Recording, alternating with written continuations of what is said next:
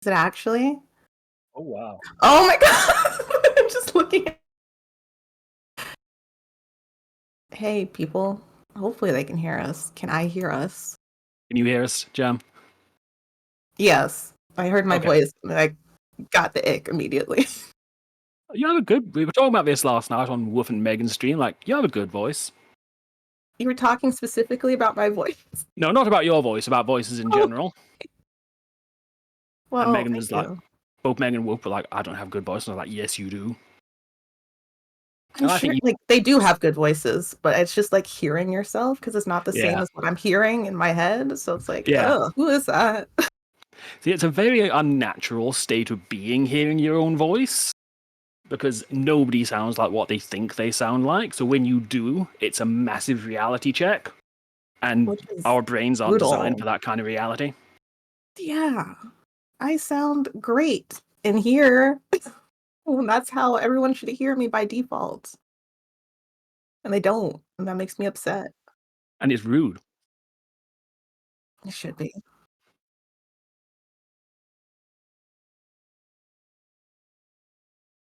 Okay, awesome. Well, welcome. Oh my God. Sorry, one of my cats screamed. Welcome, everybody, to a new episode of Tea and Tales Tavern Book Club. Woo! Okay. How was everyone's month of reading? Did we get Chaotic. through the book? But Good. did you finish it? Amazing. So, I am Peter, and I'm joined by Jam and Victoria, as always. So hopeful. I came so... I was only like a couple dozen pages away from the end, and I just ran out of time to finish it. That's what I was doing. Because on my phone, it was like 400 odd pages, whereas the actual ebook was like 200 odd pages. So I got probably about a quarter of the way through, and then I was like, fuck it, skim, but ran out of time. Well, you did pretty well, I think. Thank you. On my Kobo it says it's 582 pages, but I know that's not true. Did you have a physical copy of it, Jam? No, I had Victoria's copy of it, and then I have like this one. Ah. I stole it. But I returned it, so was it really stolen? I think more like just borrow. That's borrowing. Yeah, long-term borrowing. Yeah. Like my sister gave me a book about Kurt Cobain when I was like 15, 16 years old. I've still got that book. She let me borrow it. I've still got it, but it's a long-term thing. It's fine. And she hasn't asked for it back like 23 years later, so that's a her problem, not a me problem. I mean, I guess I held up the book, but I never actually said the title of it. Bruce We're is reading. Here. Hello, Bruce. Well, we read Legends and Lattes this month. Bruce is here. Bruce is here. Hello, Bruce. Ooh, hello. I need to move Twitch chat over so I can actually see it. Right, Legends and Lattes by Travis Baldree. I hope I said the last name right. This book was picked by Addie, but Addie is away this month. Addie then bailed on us and left us to read it alone. Hopefully, I hope Addie got a chance to read it, though. It's a good book. Good. I actually ended up buying the second one. And I was going to buy the third one, but it's not out yet, so that's for later. I mean, other than the fact it's not released, it would have been a really good thing to buy it. I think it's just released like in November, I think. Tiny problem. Or it could be August. That might have been a different book I was looking at. Sometime this year, though.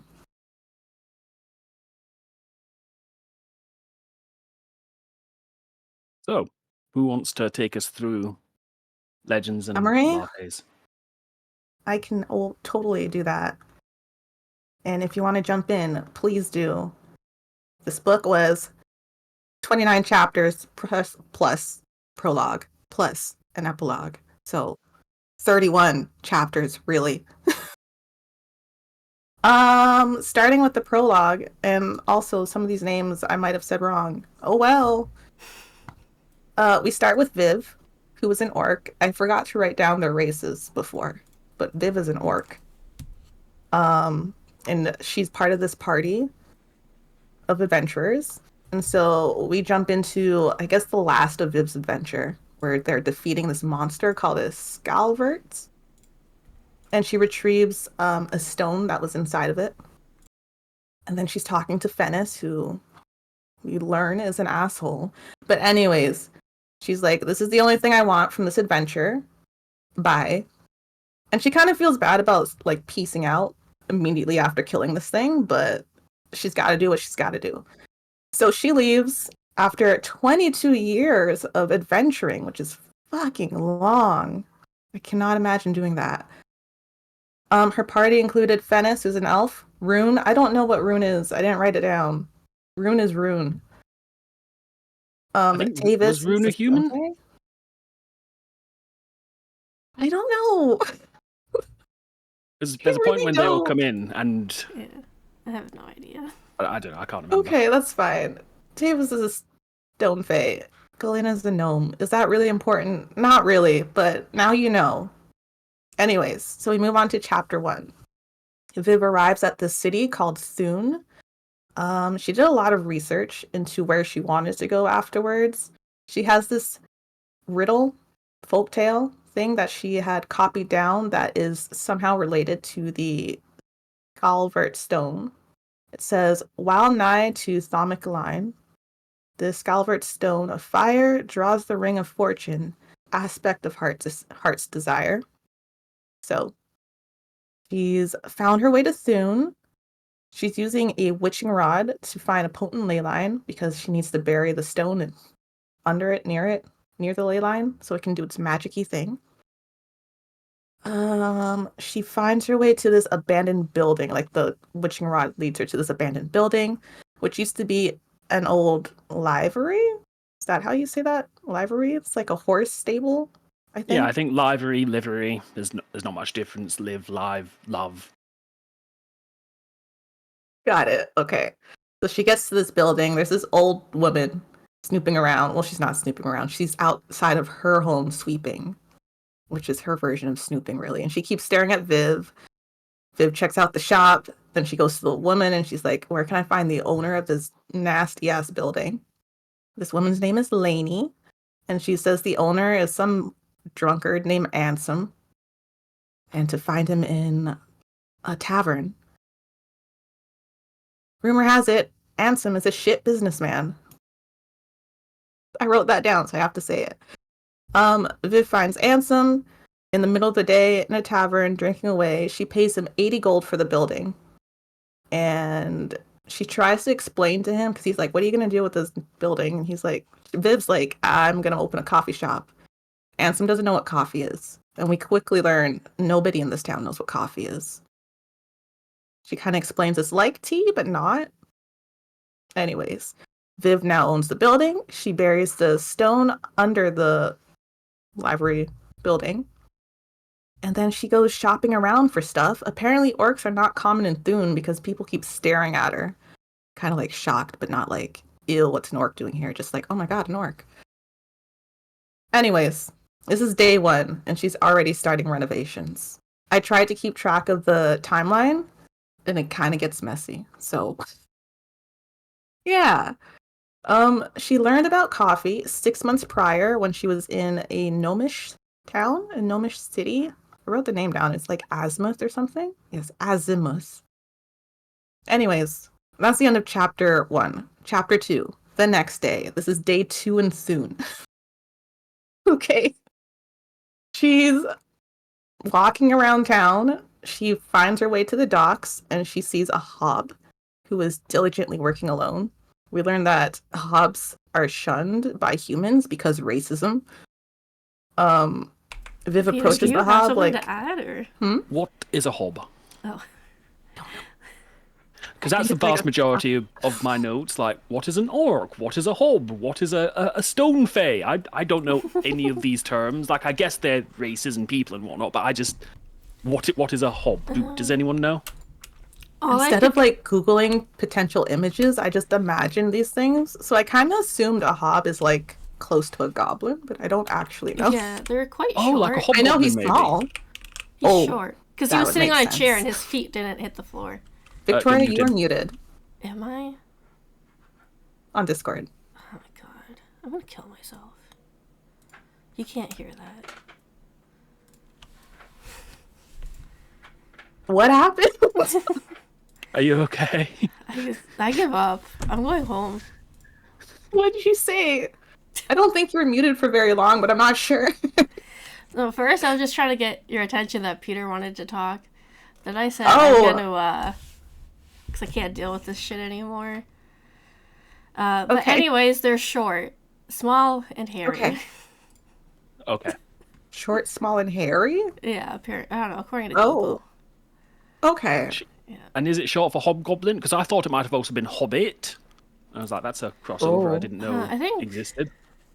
I don't know. They could both work. Yeah. The point is, this person is not a human, Yeah. and so humans are like, fuck you. Anyways, he's got an amazing name. He's called Calamity. Cal for short. So, Viv approaches Cal on his lunch break and decides to hire him to help renovate the library into a quote-unquote restaurant for drinks. Restaurant. I only did the one. Restaurant for drinks. Because no one knows what coffee is or understand the concept of a coffee shop. Viv explains to Cal that she learned about coffee from this gnomish city called Azimuth, and she kind of like goes on and on about it because she's super excited, and Cal's like, I don't know what you're talking about, but okay, I'll help. So he agrees to help her the next morning. She goes back to the shop and she's feeling lonely, so she decides to go to a pub. And why did she go to this pub? I don't know, she was lonely. And she decided to start talking to this waiter slash owner just to like ask how he started the business, figure out what to expect.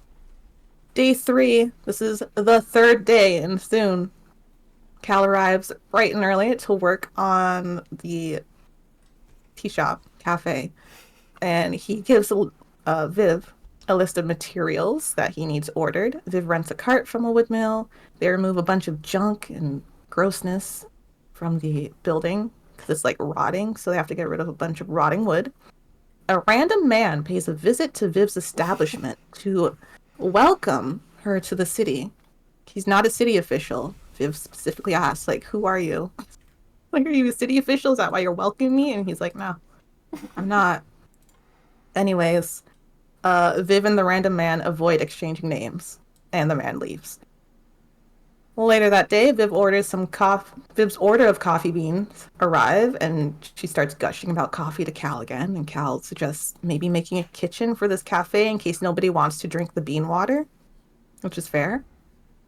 Later that evening, Viv talks to Lainey about the random man, and Lainey says he was probably one of the madrigals. I think I said that right. So she explains they're like a bunch of stray dogs that will eventually ask for some kind of monthly payment. And not everyone in town, I think everyone on that side of the town pays the madrigal for protection. So they're kind of like a gang. A gang of bitches. Some truly are. You know what? At first I was like, these are just like straight up assholes, because why would you threaten people for protection money? But I don't know. They kind of grew on me. They shouldn't have, but they did. Anyways, Viv's like, I'm not paying these people because I'm tough and I fight people. And she still has her sword, which is called, oh my god, what's it called? Blood? I have it written down. Is it like black blood or something? Black blood, similar? yes. Some huge menacing sword, which I wish I had. Anyway, she's like, I'm not paying these guys. And then Viv decides to ask Lainey if she's ever heard of coffee, and Lainey's like, no, you're not supposed to ask people about their maladies. What's wrong with you? Which got into my head because I imagined that as being like some kind of social disease. Like, okay, you went out to the bar last night, you met somebody, you've come home, you've done a test, you've got the coffee. Thinking Lainey was thinking as well. It's like, why would you Yeah. ask me about my sexually transmitted coffee? Anyways, that's not what it is, and I don't think Viv ever explains what it is yet. Anyways, day 4. Sorry, not day 4. Chapter 4, and it says over the next few days. We don't know how many days, but I'm guessing here. It's been at least a week now. Viv receives deliveries of building materials. She finds Cal inspecting the flagstone, which is, I had to look it up because it's like, what is this? It's just a flat stone. And that's where she buried the Scalvert stone underneath the building. So she finds him looking at it and she gets nervous because why are you checking out this flagstone? And he's just like, it seems loose. We probably need more sand. And that's about it. Cal doesn't actually care about the stone or the legend around the stone. I don't think he knows about the legend yet. A few days later, Viv finally takes down the old library sign because she realized, and then, Lainey was like, this is a really posh looking library. And she realized she hadn't taken down the sign. And at that time, she realizes, she didn't have a name for the cafe. She just thought of, I want a coffee shop, but she never thought of what she wanted to name it. Later that week, the Madrigal pays a visit to the cafe. Now we learn that the random man is named Lack, because that's a great name. Anyways, he has a fancy hat, and he dresses well, but, like, his clothing looks worn. That's all you need to know about him, and he's kind of cool. Anyways, he says the street is under the watchful eye of the Madrigal, and Viv has to pay them 2 silvers at the end of the month. Don't forget. And that part that he says is what makes the timeline kind of odd. 2 silvers at the end of the month. Remember that. Cal warns Viv not to cross the Madrigal, and he suggests that Viv places her sword at the front of the shop in case of emergencies, like if she needs to reach for it and like start beating people up. Viv doesn't really want to do that because she wants this to be like a new start for her where she's not fighting people. But, just in case, which I think is smart. Cal cares about Viv's well-being. He's super nice. He's like her first friend, really, in this town because he bought materials for a kitchen, even though Viv still thinks she doesn't need a kitchen. He went ahead and bought the materials anyways. And a stove that she can use to heat the place so she doesn't freeze in the winter. And Viv makes Cal a cup of coffee, first time. I don't think, she doesn't have the machine yet. Does she have the machine? No. She doesn't have the Doesn't machine have the yet, machine no. yet. But she's got She like a just has the pestle and bean. mortar and grinds it down and does it that way, I believe. I think so. Anyways, Cal likes it, so the bean water is great. Chapter 5. Viv posts an assistant wanted notice on the town's job board, and she's worried that no one's going to want the job. But she's trying to like trust that this magic stone is going to give her everything she needs. A succubus woman enters the cafe wanting the position. Later that day, I think in the afternoon. Her name is Tandri. Tandri has no experience in the service industry. Neither does Viv. So Viv's like, I'll hire you. This part, like, Viv gets worried about Tandri's needs as a succubus. And I think she assumes, maybe not, maybe I misinterpreted, but it's like Tandri assumes that Viv thinks she'll vamp the customers. And it gets awkward. Yeah. But does it kind of suggest at this point that I don't think maybe Tandri's doing it deliberately, but it does kind of suggest that Viv is picking up on Tandri's essence? Like, they mentioned being flustered at this point, so do they have the hots for each other? Do we know at this point? No, I think Viv just doesn't want Tandri to think she's racist at this point. Right, okay. She's trying to be, like, inclusive, but she also says... She just says the wrong things. Kind of like, yeah, she's stereotyping her. And Tandri's like, oh, you're one of those? And then Viv's like, oh shit, people do that to me all the time. That's not what I meant. I'm so sorry. It's just social awkwardness and... Okay. Yeah. But, I mean, Tandri does it in, like, the next chapter anyway, so they're even after. Not a big deal. Is that like two wrongs don't make a right? Or how does that fit together? I don't know. I don't know. So Tandri agrees to the job for 4 silver a week. And I wrote, that seems like a lot, but I don't really know how currency works here. Because it seems like they have silver and they have bits and I forgot what the highest one is. Sovereign, yeah. Yeah. I don't know how many Yeah. silver makes a sovereign and how many silver is It's just in, all made like, how many up. bits makes a silver. And they have like a platinum as well, which is what it like. They It do. said it has a Yeah. bunch of platinums, and that's what she breaks to get down the gold and the silver and the bits.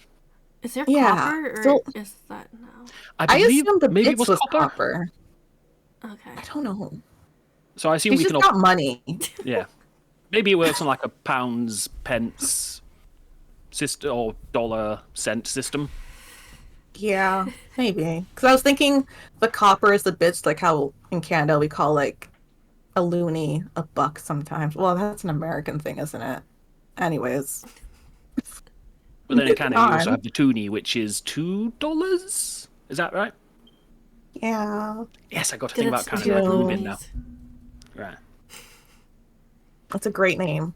I don't Yeah. care what In anybody Scotland, thinks. In Scotland, we call 2 loonies Friday night in Glasgow. That's what we call that. Chapter Because we're 6! crazy. Anyway, moving on.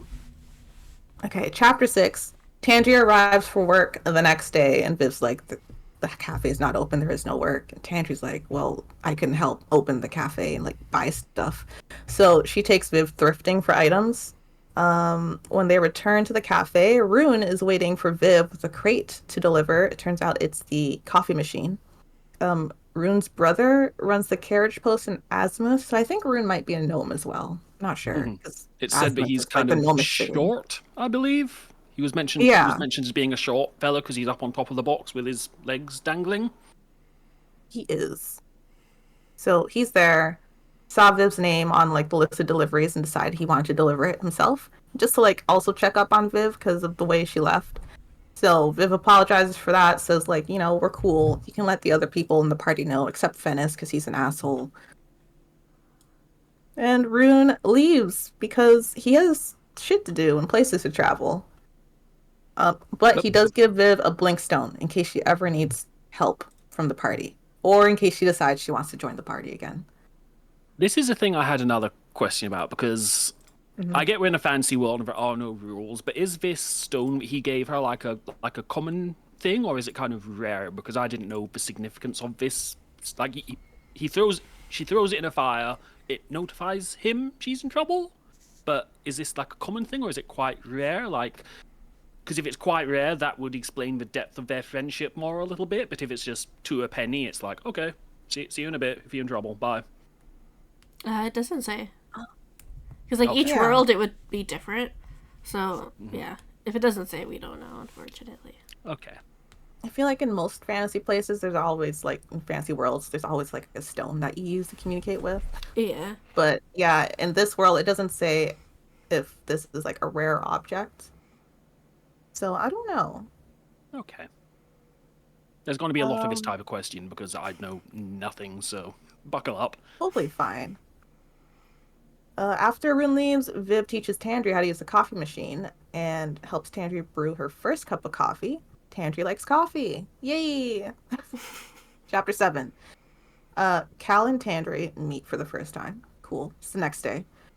Tandria's complimenting the renovations. And Viv is realizing, again, she hasn't decided on a name for the cafe. And Cal's like, actually, I had a sign made. I hope you like it. And it's the start of Legends and Lattes.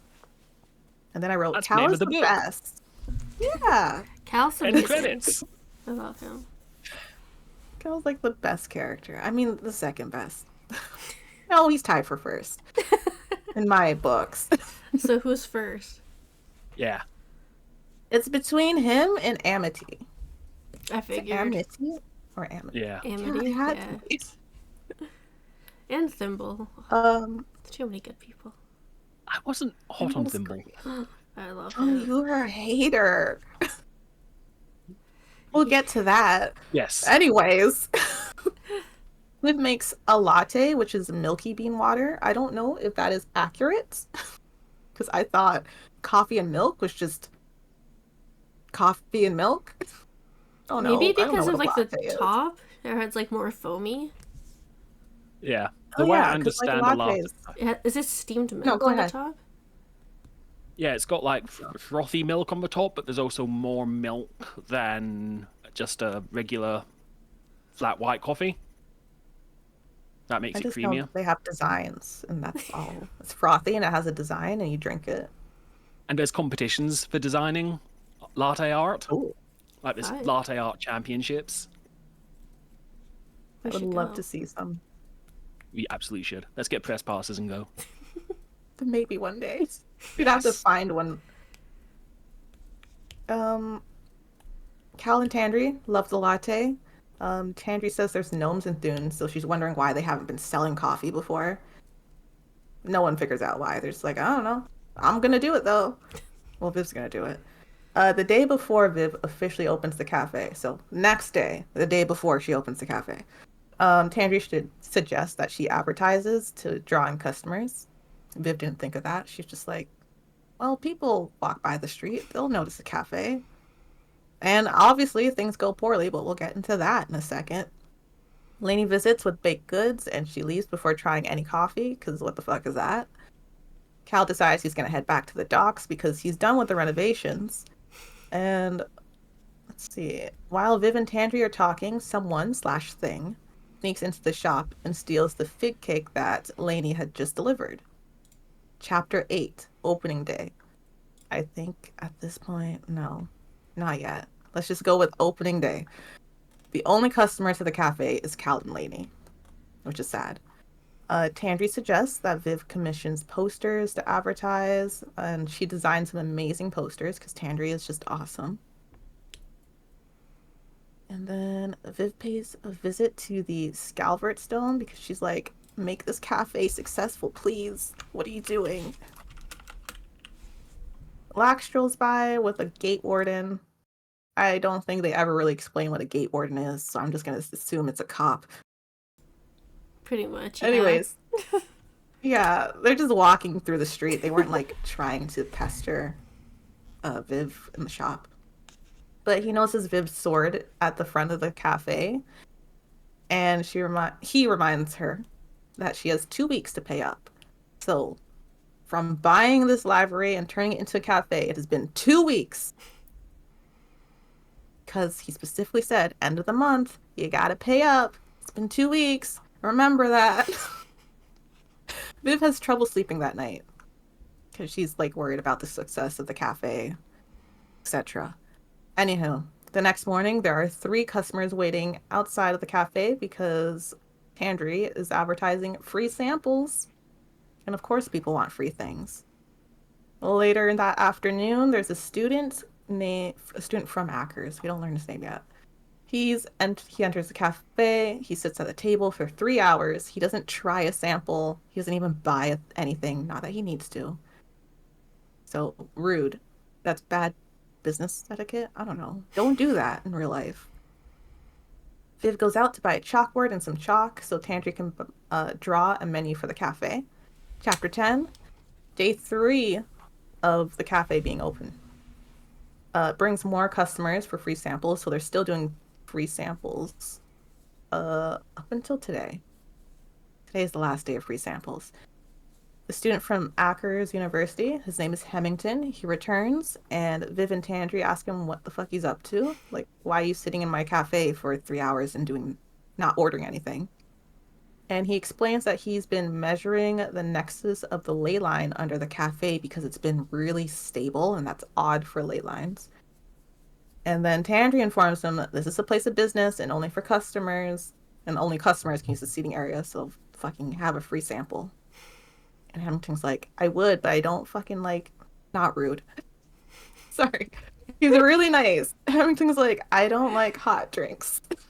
He's a little bitch. I don't like fucking... Yeah, he wants like an iced latte. And that doesn't exist yet. No one's invented it. A hot day, and he's like, I'm not drinking your hot fucking coffee.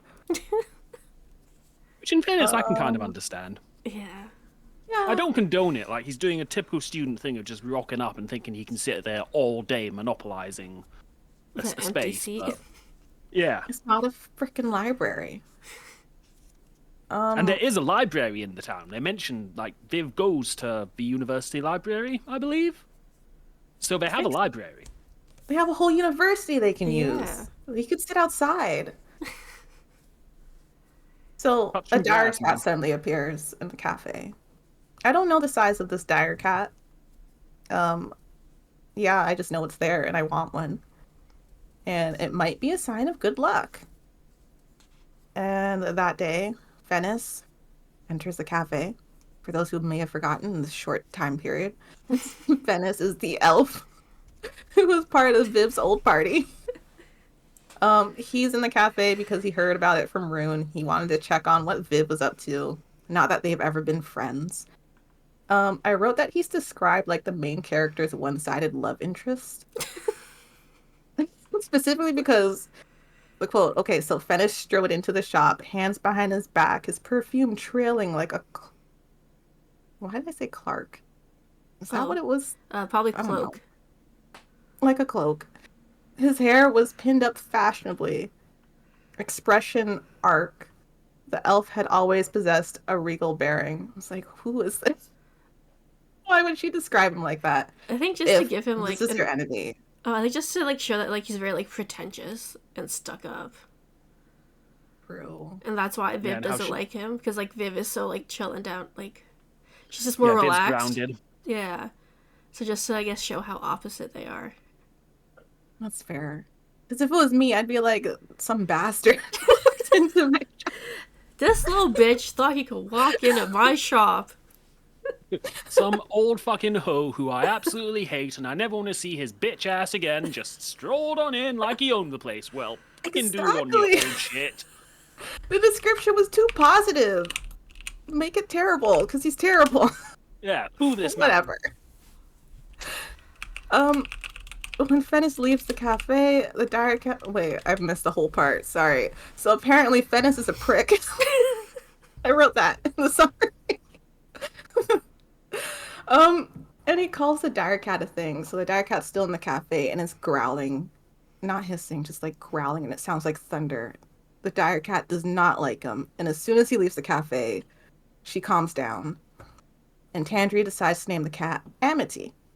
Fennis claimed to be visiting the shop to give Viv his congratulations, but Viv suspects that he was after the Scalvert Stone.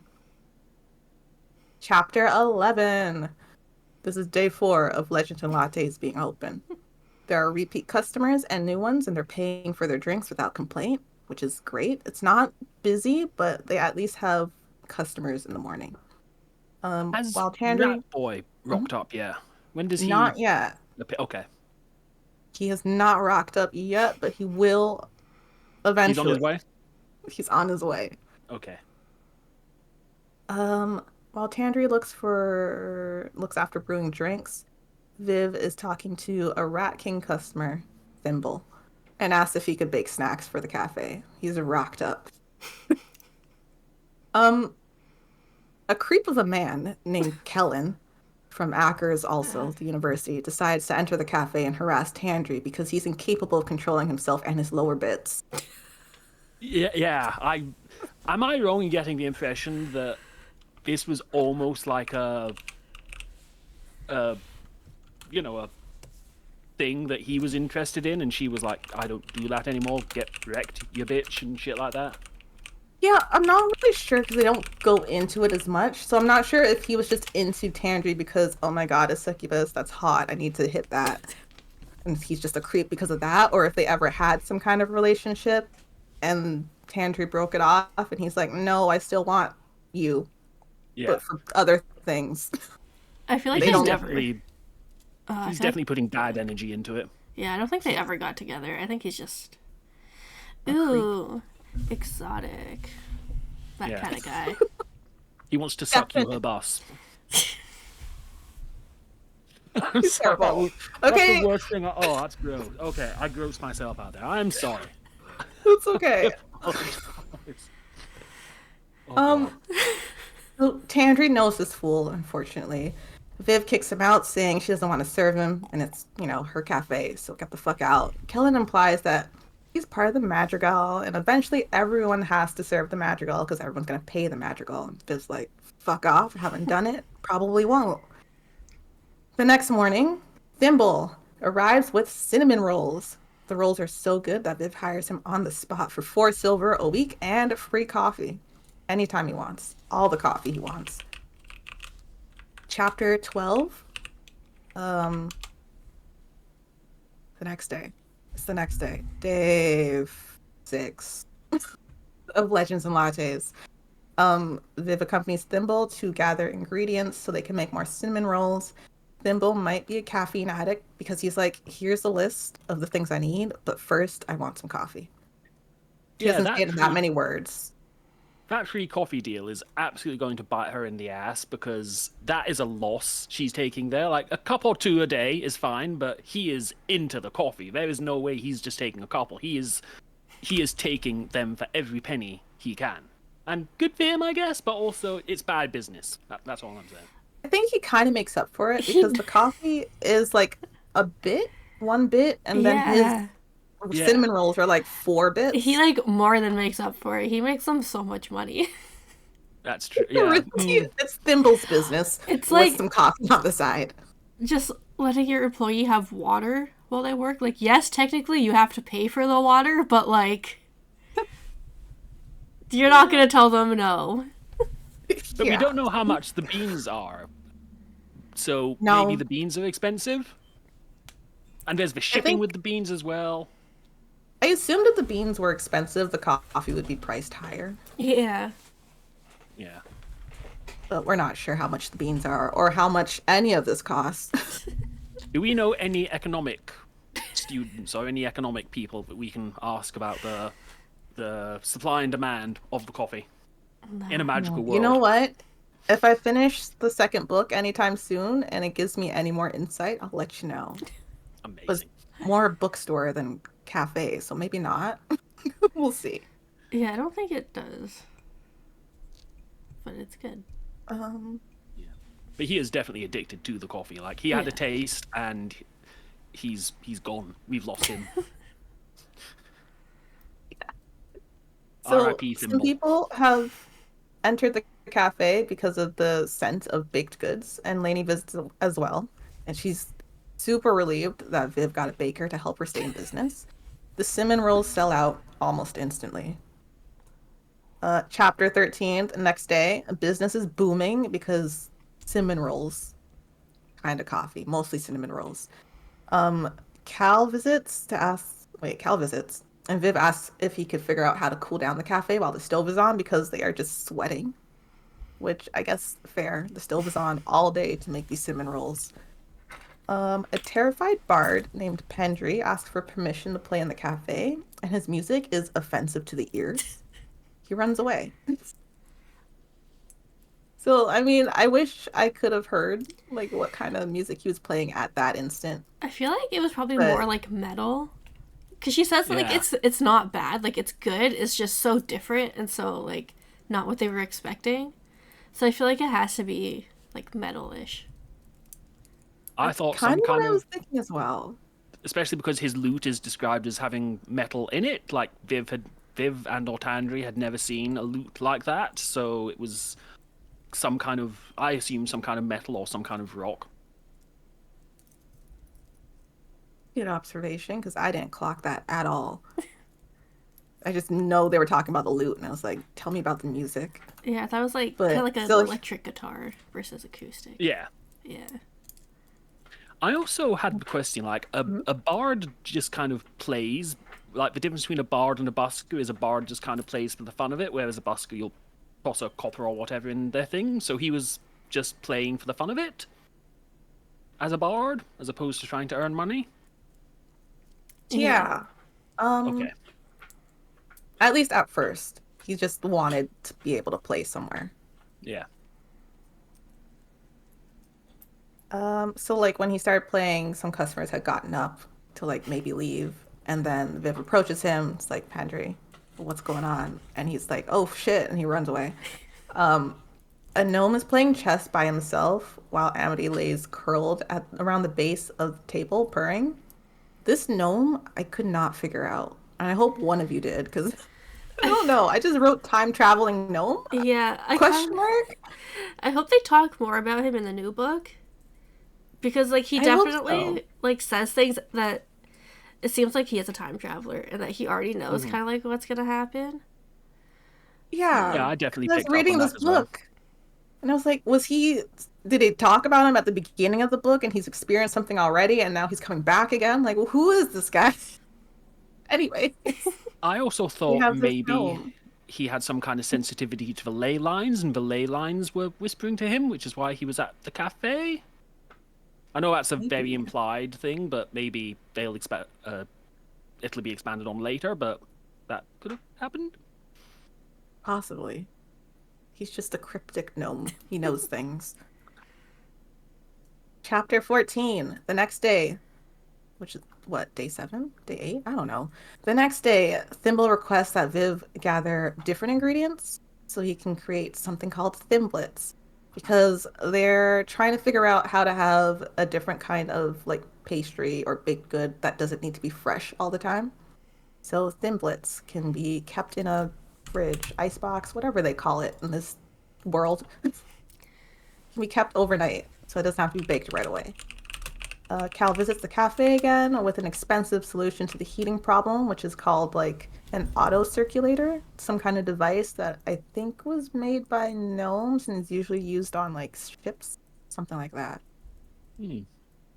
Sounds like the air is being conditioned in some way, some manner or shape or form.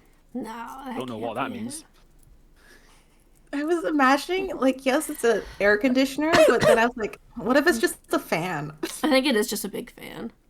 Yeah. Which is what air conditioning is really, isn't it? Just a Yeah. big fan that spins really fast and makes shit cold. I'm in Scotland, we don't have air conditioning here. You tell me. You don't? At all? Not It really. doesn't get that hot? I mean, not particularly, but in newer builds, there's more kind of temperature control, but the building I live in has like windows, and that's our air conditioning. Oh, If it gets too fair hot, enough. you Suffer. just suck it up. Yeah. I think it's because your houses don't have to be as insulated as ours do. Because when Yeah. it gets to like -40, you don't really want to feel that in your house. You don't. Unless you're into that kind of thing, in which case, no judgment. Yeah. You do you. Power to you. Yeah. Chapter This has been 15. air conditioning talk with the Tea and Tales Tavern. Moving on. Sorry, I'm sorry. No, that's okay. Chapter 15. So Pendry returns. He plays better. Well, not better. He's playing traditional music. That's still kind of different. And he can sing. Wow. Exclamation mark. Hemington asks Viv if he can place a ward in the cafe so he can track the stability, range, and accuracy of the ley line. Well, he's tracking the stability, but he can also track like range and accuracy of things. And then Lack and Kellen and some other Madrigal members wait outside of the shop after it closes that day with knives, because ooh. And Lack insinuates that the Madrigal could harm Viv's employees. Because Viv's like, you can't fight me, I can take all of you guys. And Lack's like, yeah, but what about your employees? We can fight them. You can set a Kellen big makes- mousetrap with a block of cheese, then your thimble's gone. No, Not Thimble. Thimble! We'll cut his whiskers off. I swear to God, you'll receive him in the mail. No, save him. I hope that's something they've never done to anybody, but I don't know. I don't know this gang. Yeah, I kind of hope the opposite. do. I hope that is their calling card. Oh my god. Instead of cutting people's fingers off, it's like the whiskers or the tail and put it in an envelope. Because we do have a postal service. We They're know that. brutal. During this interaction, Kellen makes a comment about possibly burning down the cafe, and Lack is like, shut the fuck up! Which I loved, because Yeah. Lack doesn't like Kellen, because Kellen's fucking stupid and gross. I think he also made a comment to Tandry, and Lack is like, apologizes to Tandry for his grossness. Yeah. And then he leaves, like the cool bad guy that he is. I wrote that Lack is a bad guy with class. And there's nothing wrong with that. Yeah. Listen, sometimes a job's just a job, but Yeah. you do your best and you keep your morals.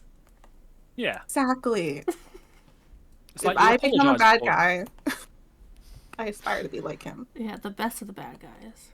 Yeah. You apologize before shooting someone in the face Yeah. and cutting their limbs off. It's like, I didn't want to do it, but it's part of the job, you Yeah. know? Yeah. You at least send them $20 for the dry cleaning.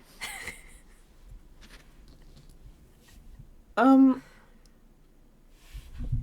think Tandry was there, yeah. Anyways, Tandry checks on Viv and comments that she should get a bed for her room. Like, Viv goes back into the cafe, Tandry follows Viv back in, and they go to, like, the loft area, which is, like, I guess the second story of the cafe, and she's like, you live like this? Not like that, but you know. Basically, poor shames her. Yeah. Poor Viv puts all her money into starting this new business. Rebuild it from the ground up. And Tandry's like, ew, you don't have a bed? Sleep on the floor like a peasant? It's fucked up. You have a fully stocked cafe downstairs, and this is how you sleep? Especially with all the money we're making. Like, that little rat is bringing us in thousands with his scones and shit. Just get at least get a bed frame, a box frame, some little drawer underneath you can put your clothes in. Just do something. A mattress on the ground. A blow-up bed. I feel bad. Can you imagine an orc on a blow-up mattress? It's like a little twin. Popped immediately. Viv tosses the blink stone into the fire. The teeth as well. So I was thinking like Viv rolls over in the night and they're like, pop. My God, she would. Does Viv have those? Yeah. At the beginning, she kind of mentions like she tries to smile not with like by showing her bottom fangs because she doesn't want to intimidate people. Oh, okay. Yeah, I'm looking at the cover now. They're like, they're baby ones. They're not like big guns. Are we tooth shaming now? Chapter 16 is like super short. So Rune, Tavis, and Galena arrive 3 days later after the blink stone is thrown into the fire. Tavis knows of the madrigal and says he can probably arrange a meeting with them for Viv. That's the chapter. Not much happened. Chapter 17. While running the cafe, Tandry briefly touches Viv's arm when she's going to get like a new bag of beans. I'm like, ooh, the start of a new romance. Cal notices it. Oh my God. Galena stops by at the cafe so she can talk to Viv privately. They go to a restaurant in town. I think it was like closing. So they go to this restaurant. Galena gives Viv some knives to protect herself during the meeting with the madrigal, and Viv refuses them because she's like, I'm not like that anymore. I'm different. No. I guess I kind of skipped the whole part where they arrive and Viv's like, yeah, I could take care of this issue by myself and just beat people up, but that's not what I want to be. And then Tandry's like, yeah, she's trying to be new. That's why she made this cafe. She can't just go around fighting people. Hi, Lola. That's why she's buying a bed. Yeah. And then Rune's like, okay, well, why are we here? Do you want us to fight them? And Viv's like, I don't know. Give me advice. You're my friend. And I'm thinking, you made them travel 3 days for this? You couldn't send a letter? Anyways, that's when Tavis is like, I guess I can maybe set up a meeting. That happened. And so, anyways, back to the cafe scene. Viv doesn't accept the knives. And they both return to the cafe. And Tandry tells her that she's worried about this meeting because, like, Sukibai have this ability to pick up intentions along with, like, emotions. And obviously she knows, like, she doesn't know the intention, but she knows something bad could happen at this meeting. And she also kind of picked up Viv's emotions / intentions with the shop, and she knows it's more than just a cafe, like there's something else going on. So she doesn't quite know about the stone, but she kind of knows, you know, there's something happening here. Anyways, Viv walks Tandry home. Chapter 18. The next day, I lost track of how many days it's been, but it hasn't been a month yet. That actually gets brought up in this chapter. Anyways, Tavis delivers a message to Viv, and it's about like the meeting point with the madrigal. They're supposed to meet on Friday. Viv arrived at this meeting point. I guess Friday was that day. I don't know. Anyways, she arrives at this meeting point. Lack puts a hood over her. They walk to a different location. Never go to a second location. That's how you get kidnapped. Anyways, Viv does that. And then we learn that the Madrigal is an elderly woman, and she tells Viv she agreed to meet her not because of not because Tavis asked for this meeting, but because this asshole named Fennis told her about this stone. In Fennis at it That again. motherfucker. Yeah. And this is when I wrote the timeline is wonky, because the Madrigal at this point implies that Viv has been operating in town for a few months. But then, Lack has been saying, you gotta pay us at the end of the month. Yeah. And at some point, I think it was when they had met, when the gang of Madrigals had surrounded the building at closing, he's like, it's a few days, next week, you gotta pay me. And the Madrigal's like, you've been here for a few months. I'm like, what the fuck? What day is it? How I don't long did know. construction Anyways, take? 2 weeks. Oh. I got nothing then. Because, it mentions days for a bit, this is the next day, and then it says a few days later, and then a few days after that. But between the time that Lack had visited at first, and then said, you have to pay at the end of the month, and by the time she opened, he's like, you gotta pay in 2 weeks. So, construction from buying the place to opening was 2 weeks. Anyhow, that happens. What did I write here? Oh, I wrote, anyways. Viv says she doesn't have the stone. No, she doesn't know if the stone actually works. Yeah, I have the stone, but I don't know if it does anything. So don't take it from me. The Madrigal believes it works because Viv's business is booming when the former library had failed, but also is being run by a drunk man. So, Anyways, the Madrigal proposes an alternative to paying monthly dues. So instead of, what was it, 2 silver a month? Something like that? You're going to pay me something else. And Viv's like, bet. So It was like, how many cinnamon buns do you want? I was trying to work out, if that still equals to the 2 silver, but then I was like, I don't know the currency here. Yeah. Oh well. Chapter 19, Viv tells Tandri about the Scalvert Stone, and we learn now that instead of monthly dues, Viv is supposed to give the Madrigal cinnamon rolls on a weekly basis. I don't know how many, just a bag of cinnamon rolls. Thimble shows up to work with ice from a gnomish gasworks. The gnomes are really creating everything here. Should be a gnome world. So he shows up with ice. This inspires Viv to make iced drinks. Yay! Viv gives Hemington an ice drink and asks him to create another ward that will track a specific person. This person being Fennis, because he's a bitch. Later that day, Kellen enters the cafe like he owns the place because he assumes Viv and the Madrigal, Viv is paying the Madrigal now. And he tries to talk to Tandri, and Viv shuts him down hard and threatens to tell the Madrigal that he's an asshole because the Madrigal doesn't like asshole, and neither does Lack, so, fuck off. And he leaves. Chapter 20. Thimble creates another pastry using chocolate. It's called, a chocolate crescent. Chocolate croissants. I think the chocolate is inside of it. I don't know. Kellen returns to pick up the Madrigal's delivery of, cinnamon rolls and other things. And he's very polite to Tandri. Because he has to be. After the cafe closes, Tandri takes Viv out for a picnic. We learn that Tandri went to the university hoping that the people there would be enlightened and not, judging her for what she is. And that turned out not to be the case because Kellen. So she dropped out. But she never left the city because why? Thune's kind of cool. But I don't know what she was doing between then, dropping out and then working at the cafe. Who knows? Maybe it wasn't a huge, I don't know.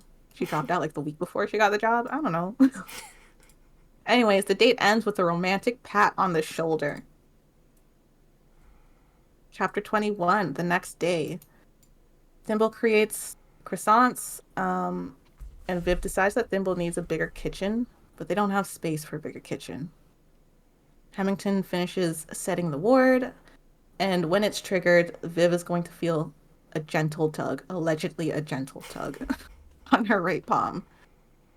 Pendry returns to try out his modern music, and the crowd doesn't hate it this time. And Viv might have romantic feelings for Tandry. Who knows? She doesn't. Tandry comes up with an idea to sell customers a mug so they can take their drink with them. And that was like a problem Viv had been thinking about for a while. And that's their solution, which I think is kind of a shit solution, but it's not like they can come up with paper or plastic cups. So I guess. I mean, they have paper, so why can't they come up with a paper cup? Well, you have to like wax it and stuff, right? It's not just Yeah, paper. You can't just like take a paper and fold it and put coffee in it. Yeah. I've never thought, what is on the inside of like a cardboard takeaway cup? I've never thought of that. Yeah, it's like some kind of waxy substance, so it doesn't like leak through the paper. I don't know how you make a paper cup with wax in it. Yeah. Chapter 22. Viv places an order for a new stove for Thimble. Or I think she's thinking of placing an order. I don't think she places it because this stove is kind of too big. People start asking when Pendry will return to the cafe because at this point he kind of just shows up whenever. Viv, the next time Pendry shows up, Viv is like, I'm going to pay you to play at this cafe every other day. So he's like playing Monday. I forget what they call the days. Monday, Wednesday, Friday, Sunday, I think. I don't know. He's playing 4 days a week. Sometime later, Fennis triggers the ward and wakes Viv the hell up because it's not a gentle tug. It's like, I think she says it's like a hook had pulled her hand. Anyways, he did sneak into the cafe and he tried to steal the stone, but Viv is up and she's like, what the fuck you doing here? And then Amity, because they made like a cat bed for her, Amity's there and she's like, get the fuck out. But she doesn't say it because she can't talk. She just hisses, I think. I don't know. She's scary. She's a dire cat. She's menacing. And Fennis is afraid of her, so he fucks off. And that's great for everybody. And now Viv is like worried that if she loses the stone, she's going to lose everything that she's built in Thune. Chapter 23. Viv tells Tandry that Fennis tried to steal the stone. Tandry explains this thaumastery concept called arcane reciprocity. And just like they have this theory that if the stone is taken, something negative could happen to balance all of like all of the luck and prosperity that the stone had brought Viv. It's raining heavy outside. Oh, it just stopped raining here.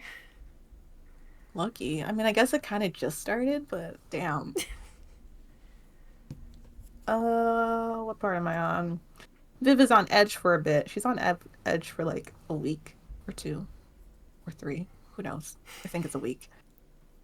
She's waiting to see if Fennis is going to show up again in the middle of the night to steal the stone.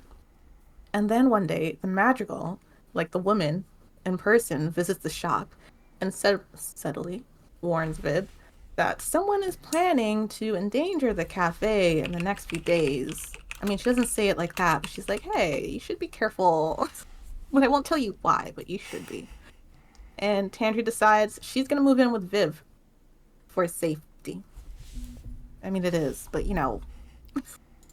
Chapter 24. We're getting close to the end. Cal stops by the next day and tells Viv that the kitchen will be too crowded with a second oven, and the auto circulator might not be able to cool the building with 2 ovens going. And then Viv asked Cal, like, hey, can you make a stage for Pendry instead? And he's like, yeah, sure. Tandry spends another night with Viv, and so does Amity, because Amity lives there now. And then bad things happen. So Amity wakes the 2 of them up in the middle of the night. They are surrounded by green flames engulfing the building, and water has no effect against the fire. Viv is able to save Amity. This part kind of got me like confused. I think she like goes downstairs and breaks the door open, and Amity like is scared, and she gets through the door and kind of runs down the street and disappears into the night. And then Tandry, I think, is still upstairs looking through like a broken window, and she's like, I can't fucking jump, what?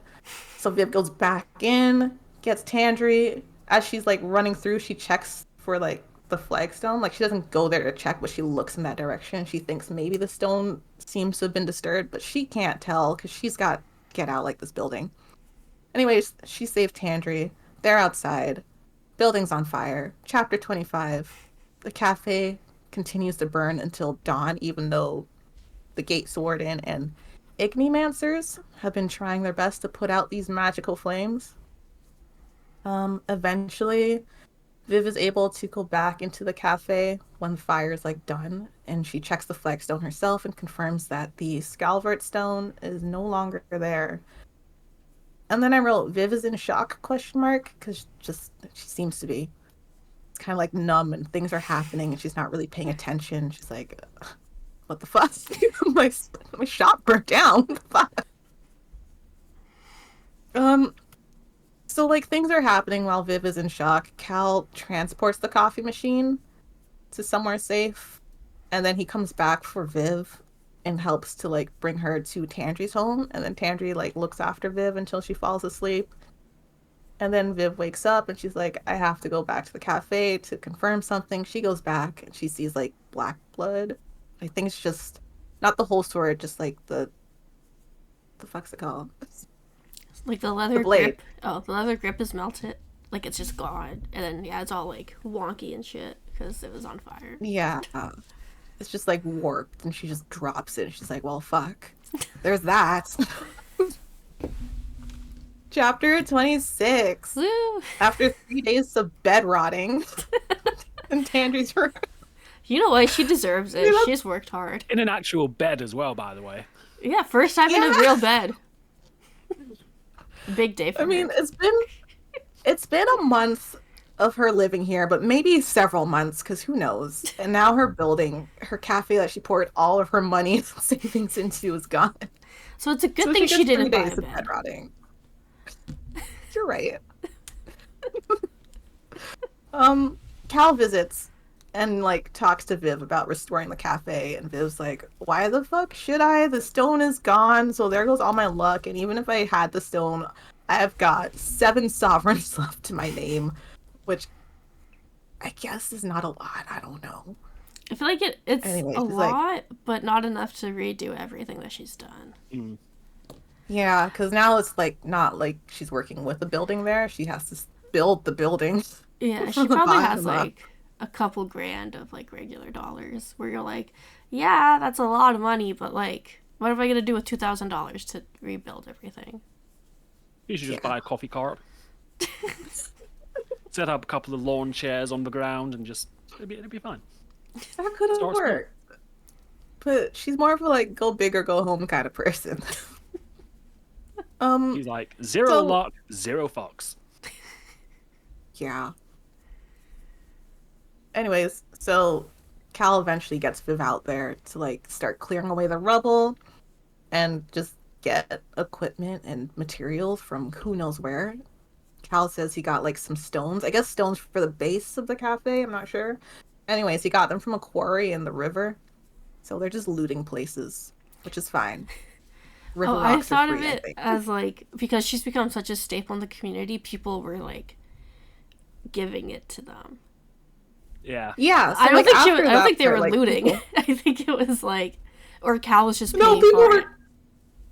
Oh, maybe. Like people were definitely like giving materials, and even the magical like gave them some clay tiles for the roof. Yeah. But like that part where he's like, I got stones from a quarry in the river. I was like, did you just get a cart and start picking up stones from wherever? Like, Cal, what are you doing?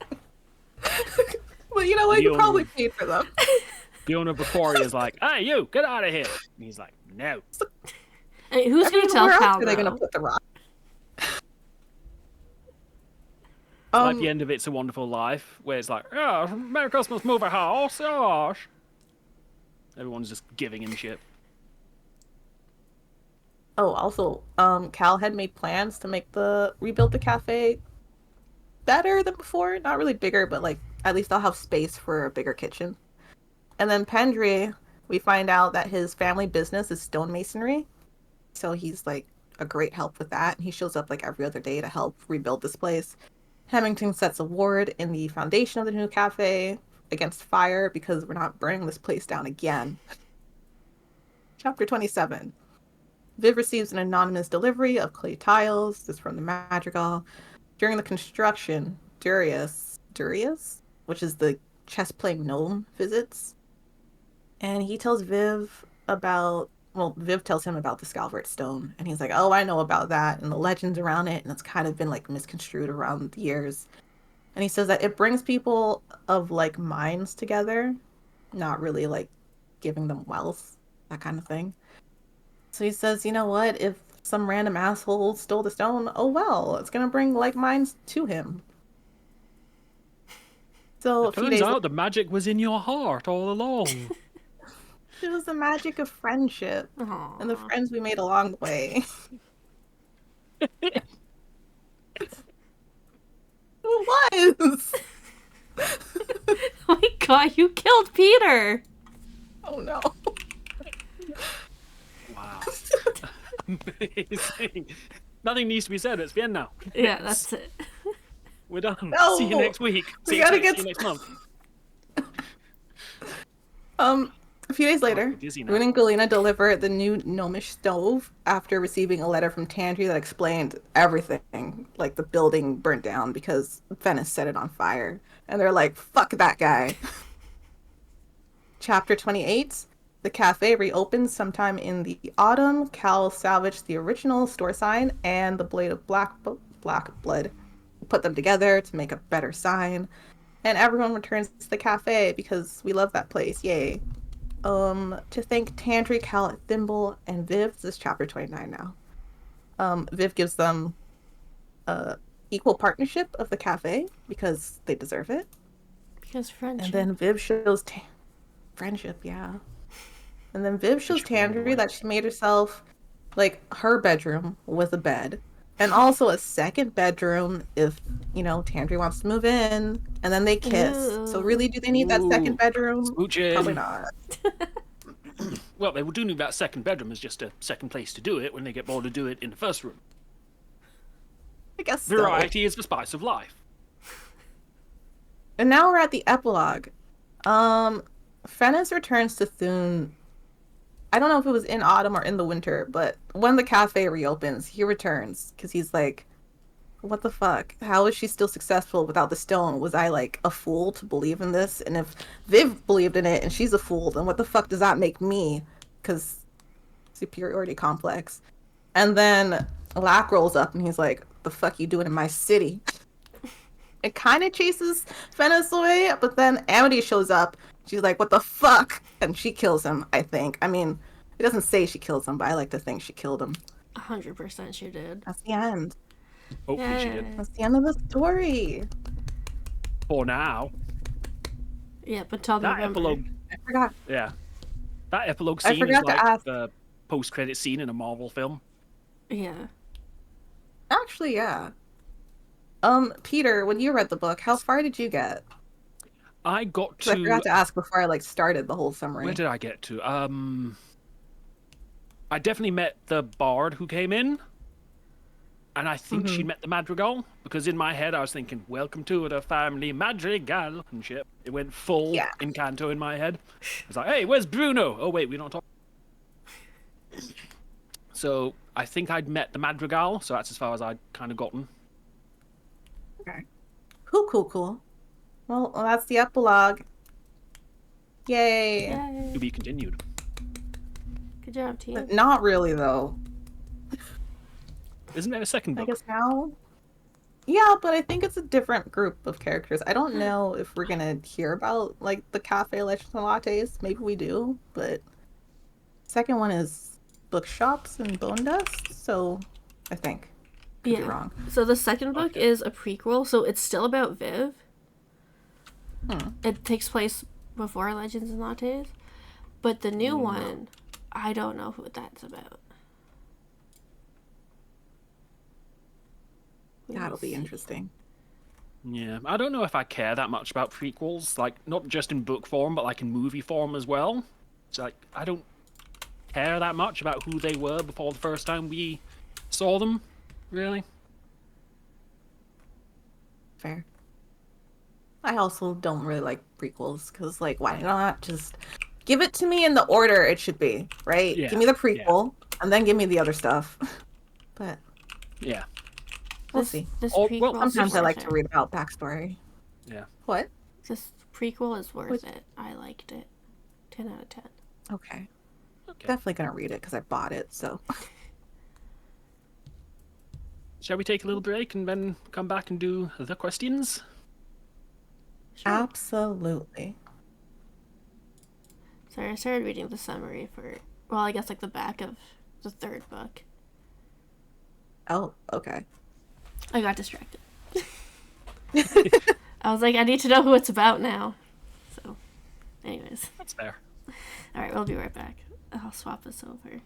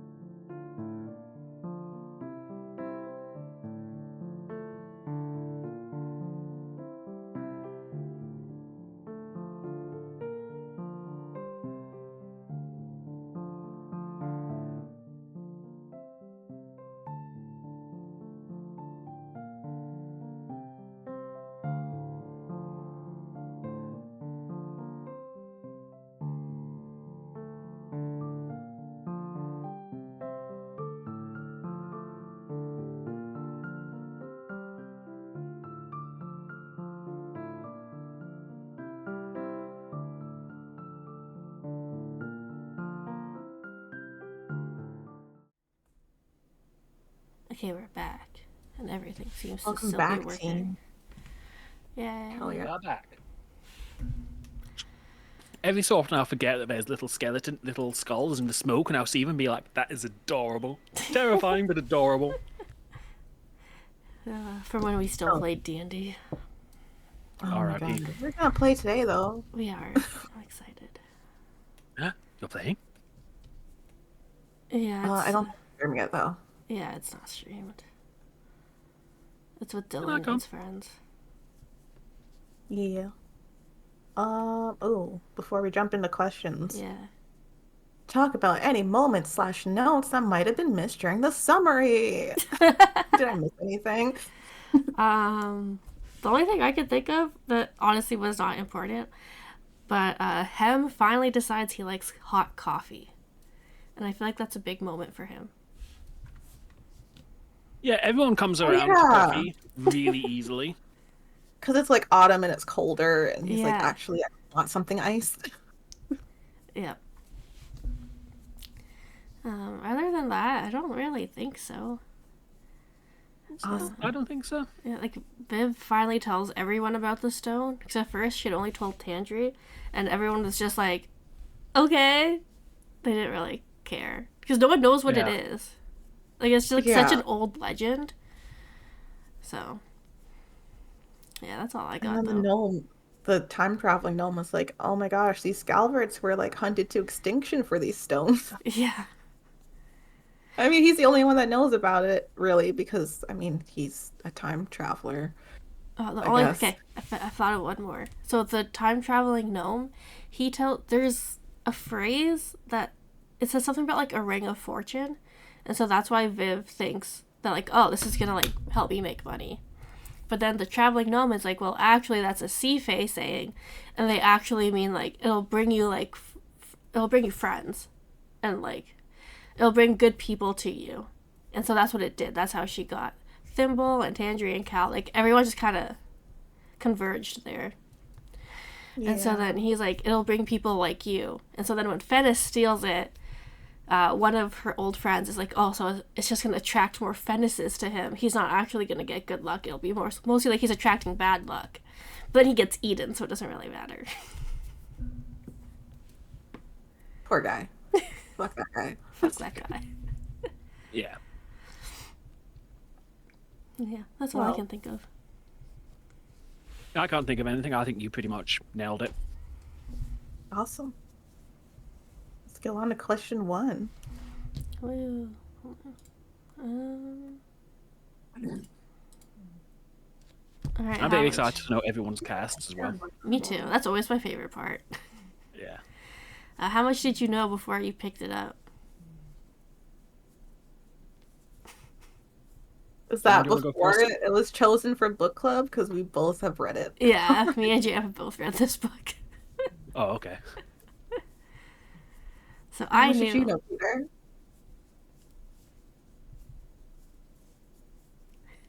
The only thing I knew about the book is that you talked about it during You Can't Spell Treason Without Tea, and you said you wished You Can't Spell Treason Without Tea was as good as Lattes and Legends, and I have, or Legends and Lattes, whichever order it's in, and I have thoughts. There will be some side-by-side comparison as we go, Okay, I'm Okay. excited. because I don't know who I'm angry at. Uh-oh. You Can't Spell Treason Without Tea lady or the Legends and Lattes chap. Ooh. I don't know who I'm more mad at, but we'll get there. No. Drama. Okay. I'm excited.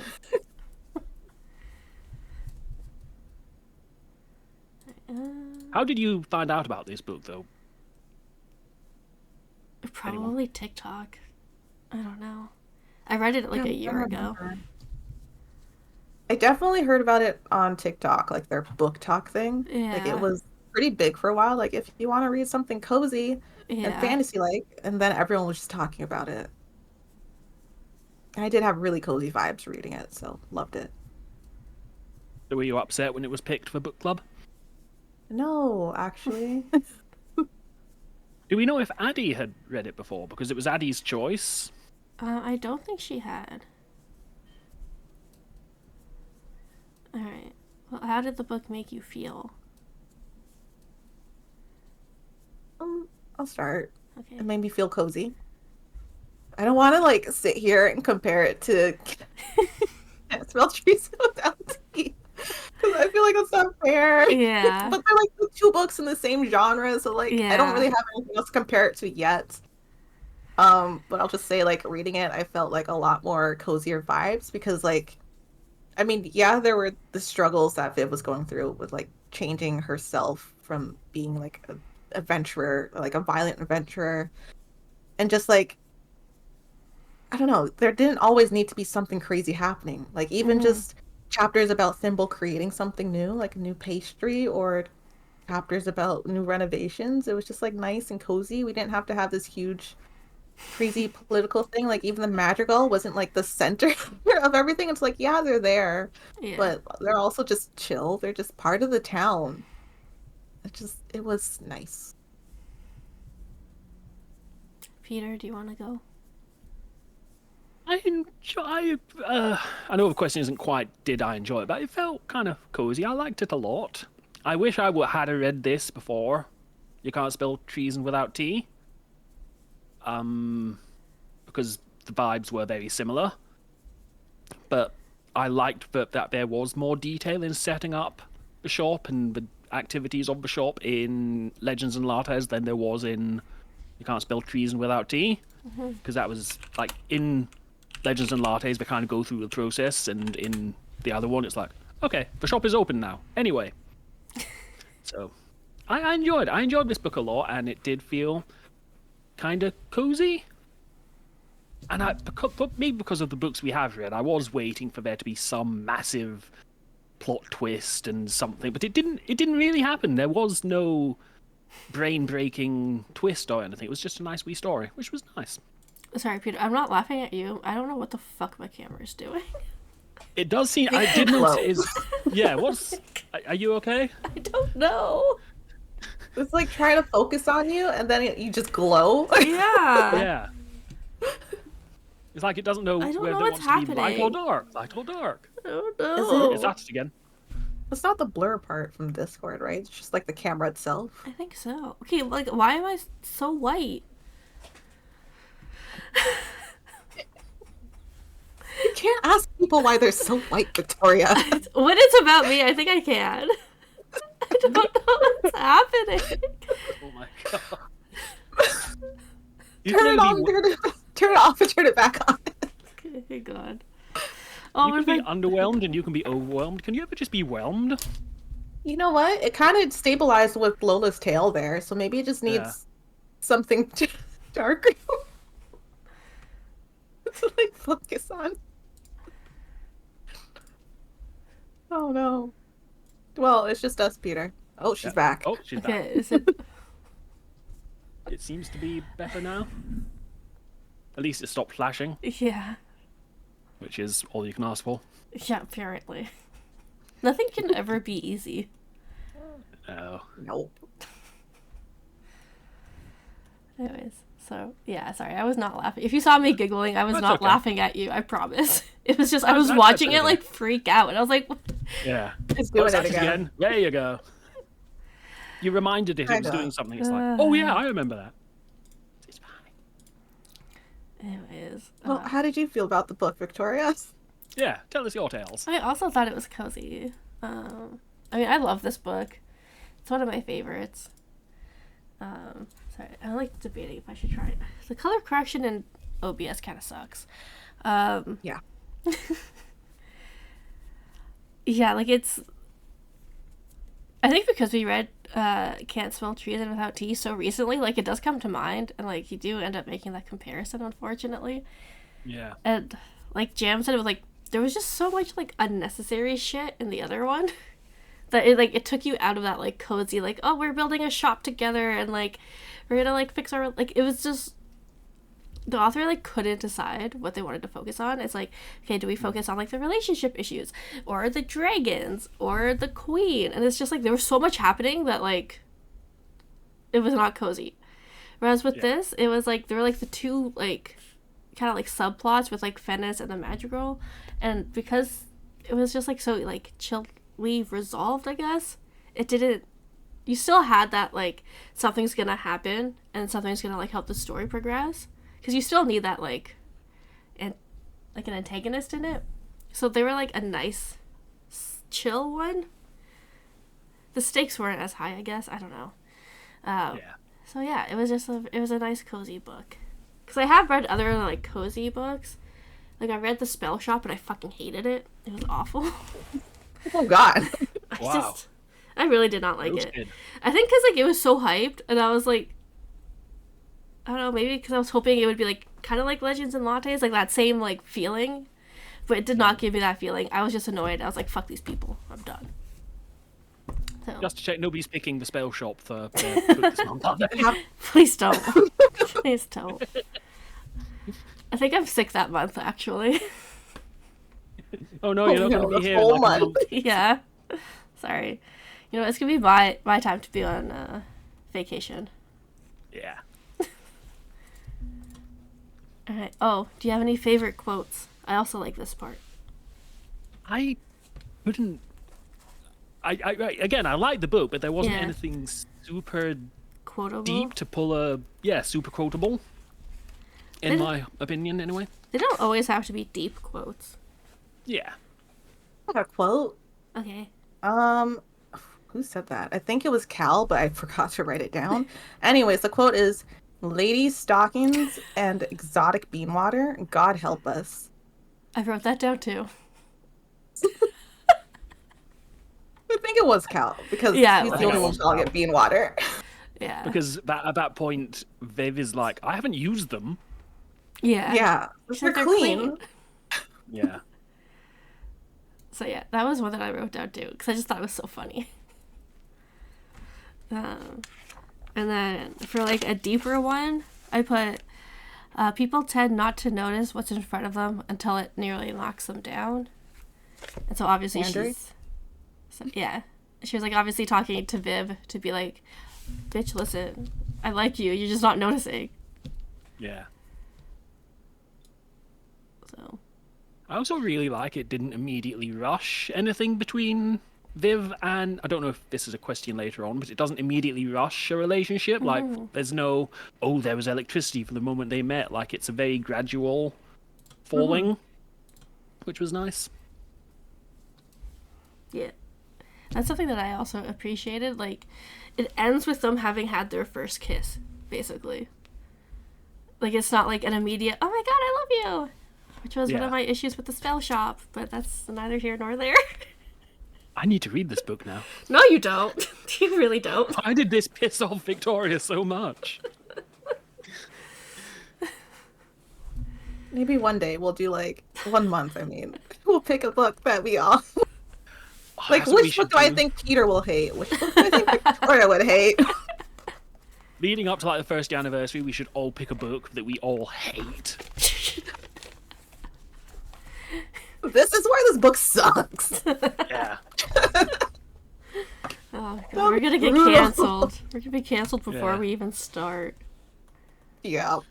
Like, we tried so hard to be kind and considerate, like, oh, well, I didn't gel with this bit, it didn't quite do it for me. There's this time we're like, fuck this, fuck the author, and fuck you if you liked it. In that order. Yep. Canceled. Yep. Alright, sorry, I'm still trying to color correct. It's not going so hot. That's okay. It's okay. Alright, I've got all evening. What are some of your favorite scenes from the book, and why did they stand out? I don't know if I have one. I was thinking about it last night, and I was like, all I can think of is cozy vibes. It's all just really nice. I have bits and... Sorry, Joe. No, go ahead. I'm still thinking. I have bits and again, this is another thing I noted down in the what is this? What is that? What is this kind of thing? Like, it's explained that the inventor of the latte was latte somebody, like it was somebody's name. But that doesn't explain where the croissant came from, because the croissant is from France. Do they have a France in this world? Well, no. But maybe, because they do say Thimble's just a genius baker. Yeah. So maybe he created it. Yeah, I think it's just implied that he just made it up. Yeah. That's one of my big problems with fantasy books is they will have they'll call it like Wednesday or something. It's like our Wednesday came from like Greek, is it? I don't know where it came from, but Somewhere. all our day names came from Greek mythology and shit, like Thursday, Thor's Day. So how do they have a Thor to make it a Thursday? It's not a big thing, but every so often in a fantasy book that'll rub me the wrong way.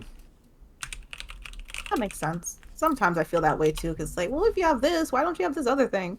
Yeah. But we also don't know like the lore of this world that much. I had to Google the phrase, but Peter, I think you need a better suspension of disbelief. Just don't think about it so hard. It's funny you should say that, because I've asked Megan this as well, and Megan explained it. I forget the exact time. I think it was like a second Earth, or something like a second Earth, where it's not our world, but there are things that are in it, and that's what you need to check into.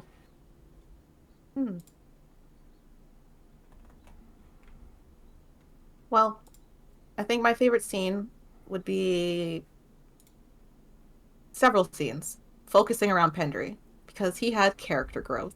Yeah. Which is going to be an answer for another question. But just like how scared he was walking in, even asking to like play on the stage, and just like the thought of, well, I guess the imagery of him running out the first day because people were shocked by his music is just funny to me. But, you know, he grew from that, and that's great for him.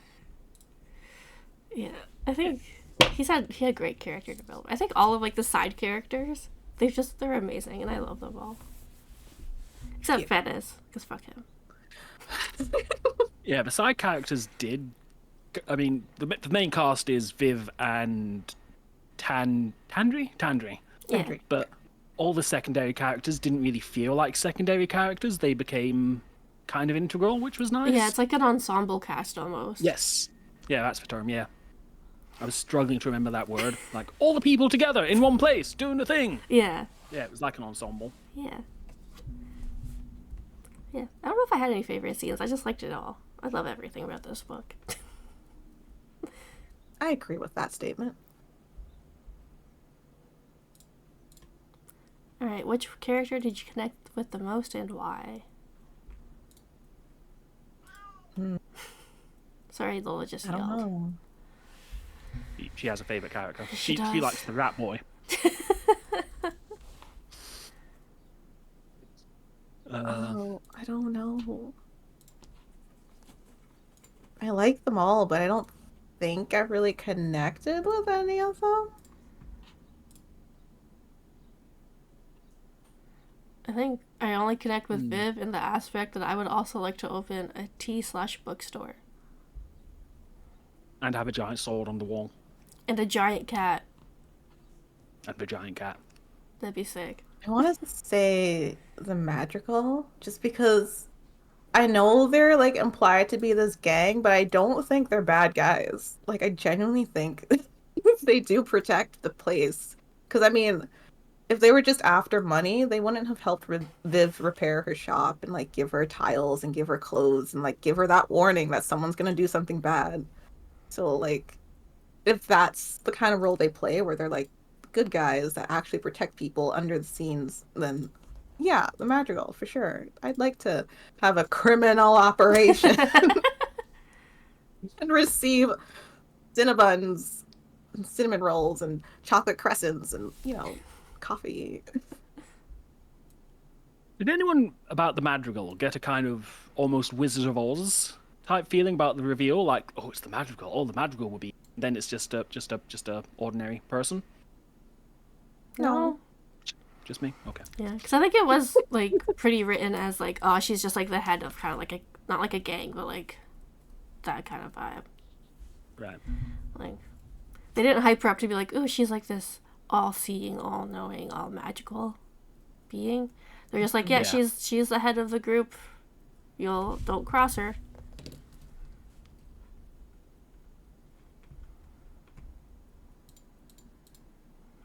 Alright. How do the main characters change or grow throughout the story? They had a smooch at the end. They did. Big smooches. We love them. Viv is no longer a adventurer, and now she's a cozy coffee shop owner. Yep. I think she's also. And she's not obsessed with her. Sorry? No, go ahead, Peter. She's not obsessed with what? She's not obsessed with her floor anymore. Yeah, that's true. I was gonna say she's more willing to like let people in and acknowledge that they are actually her friends, not just people she works with. Because even in the beginning, like with her adventuring group, she was like, "Oh yeah, like we got along, but we just kind of got together so that we could get the job done." Whereas like throughout the story, they keep coming back to help her. They travel 3 days, and they don't even know why they need to help her, but they're like, "Yeah, we'll do it for Viv."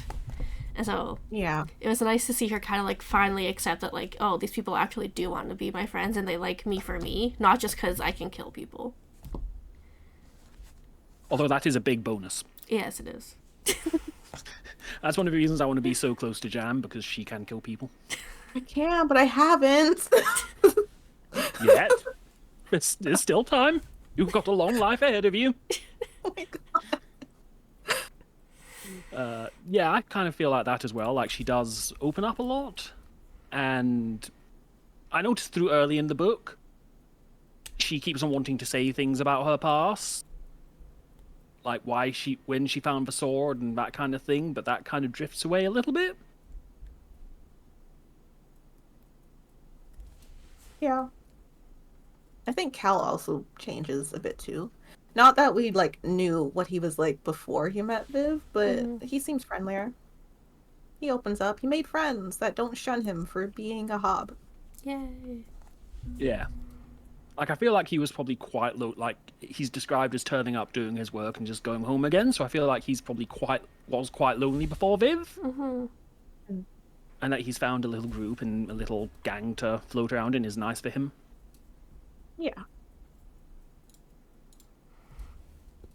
Alright, how do the secondary characters impact or influence the main character or story?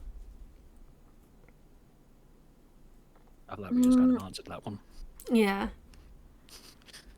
Tandri kind of helped Viv like stay grounded in her new identity instead of like letting her pick up her sword again at like the first sign of trouble. And then we talked about everyone else really.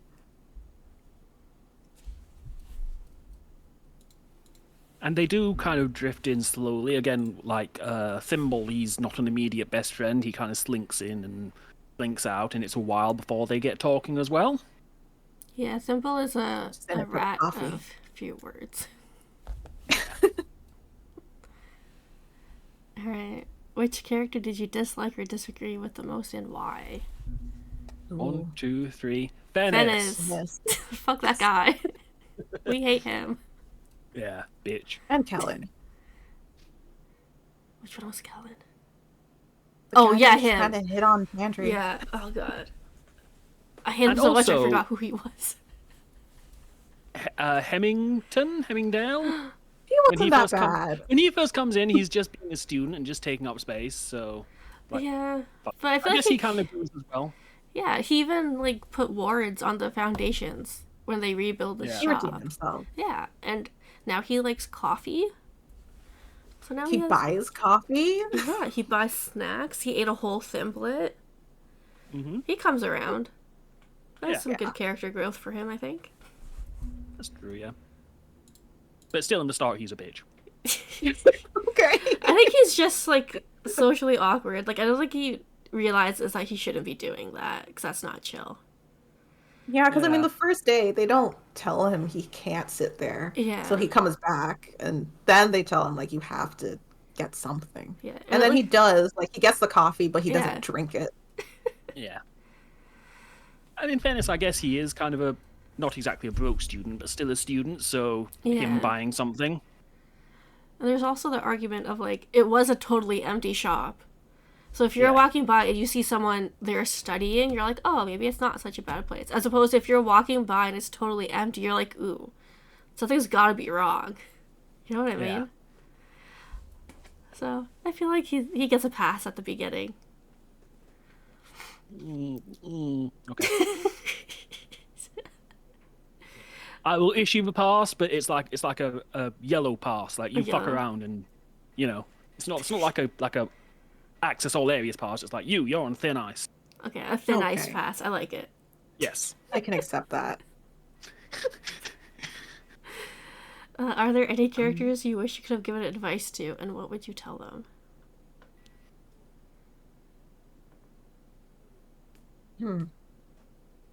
Al.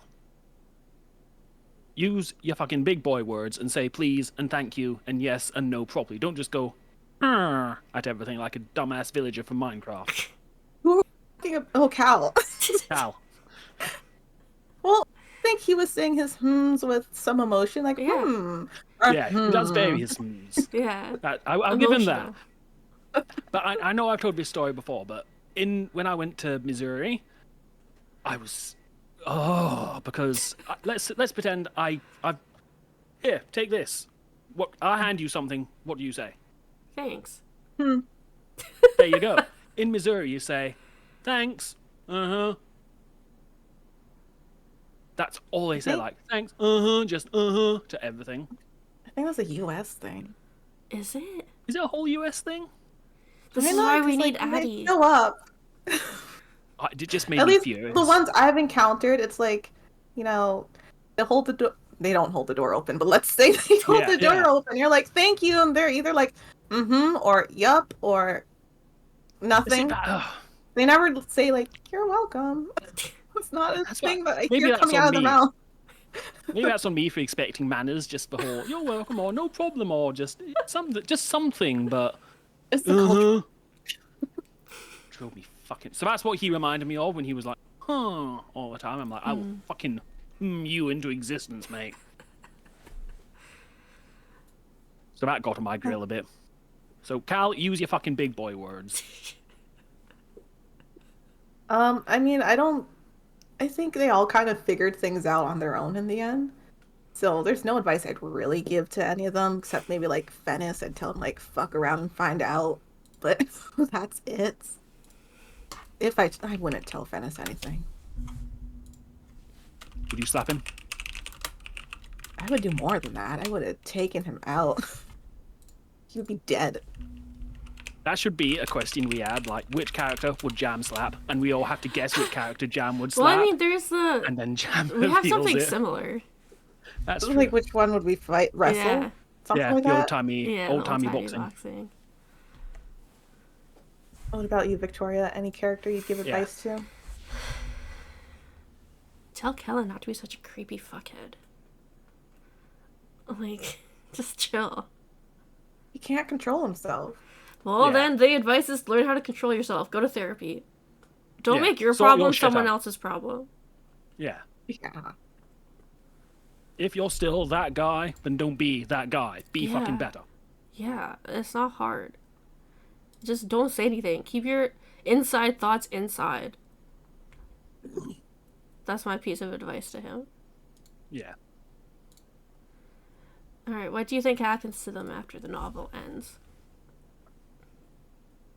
They keep living their lives. Viv's coffee shop is as successful as it's always been.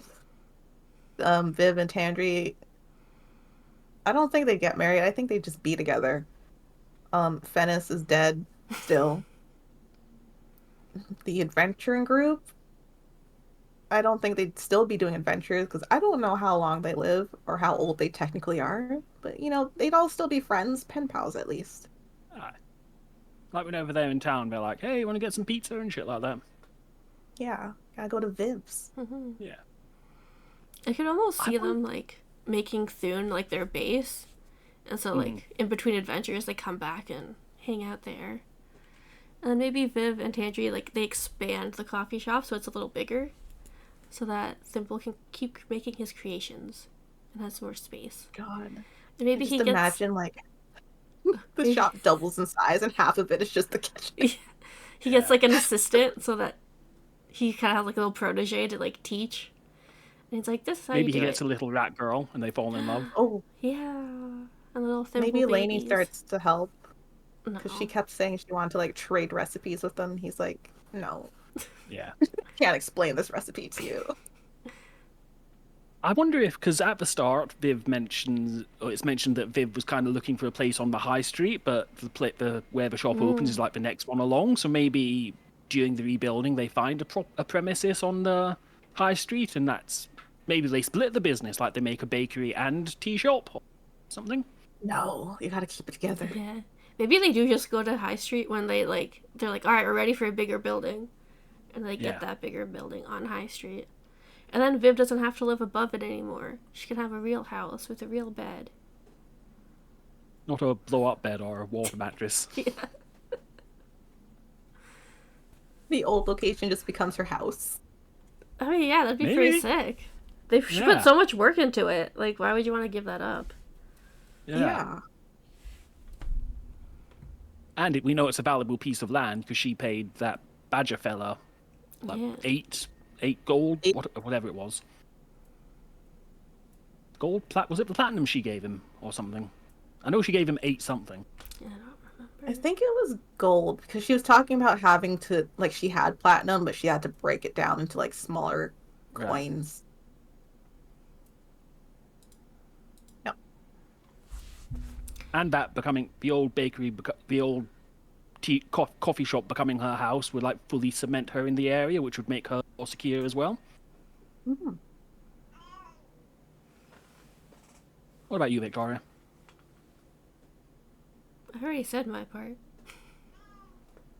Did you? I'm sorry. I completely forgot. I'm sorry. Yes, you did. It's okay. All I'm sorry. right. It's fine. What was the most memorable or shocking scene or twist in the story? I don't think anything was shocking or a twist. Like, maybe for people, the magical reveal is like, oh, it's a woman, oh my god. But, like, also, learn some languages.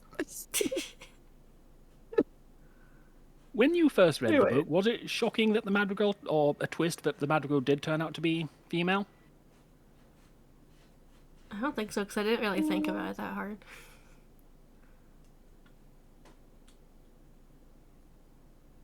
I think I was more surprised that Tavis had some kind of link with the Madrigal, because after that I was like, how does he know them? Was he one of them? And then it's never explained. It's just like, I have a contact. Yeah. Very sketchy. So yeah, he's on my friends list. I don't know him, but I added him. Yeah. Like, what's going on there? It's just never discussed. Yeah.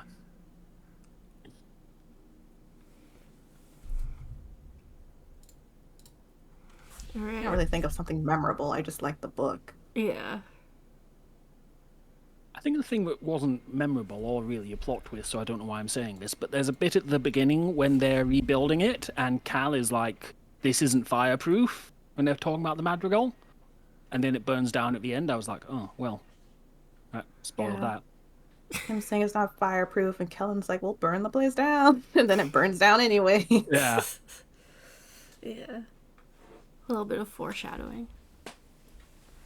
Very on the nose foreshadowing. Yeah. All right, Peter.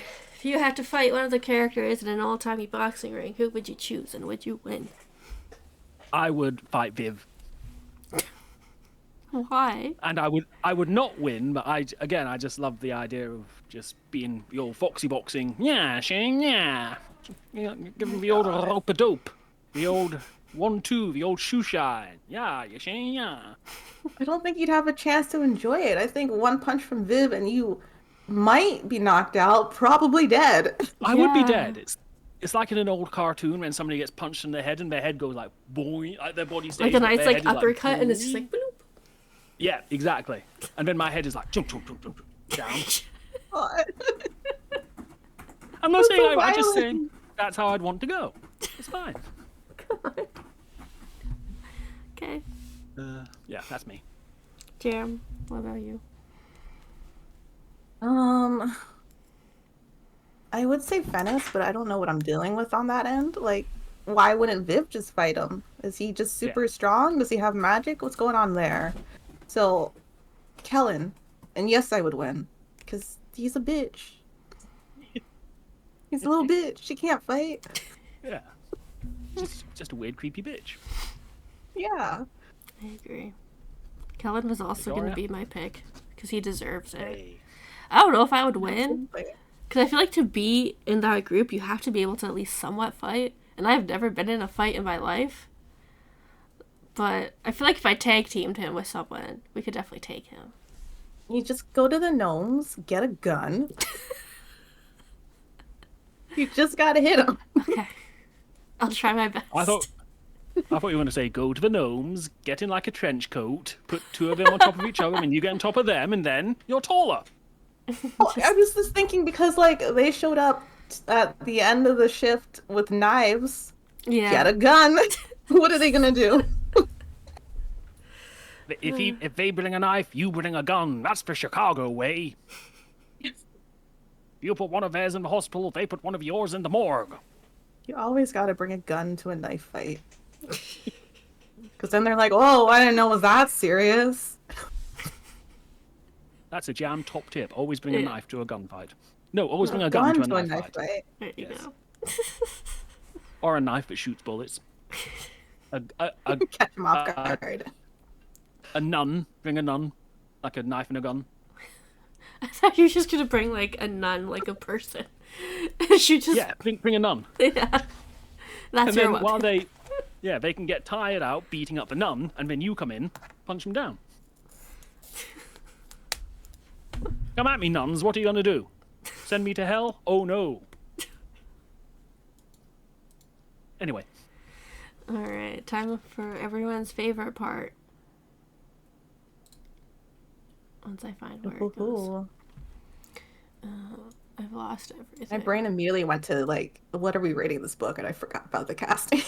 yeah. We do have several favorite parts, I suppose. Oh, Addie's here. Addie, hello. Hi, Addie. Wherever you may be. Wherever in the Oh, world Addie you is are. here. Hello, Addie.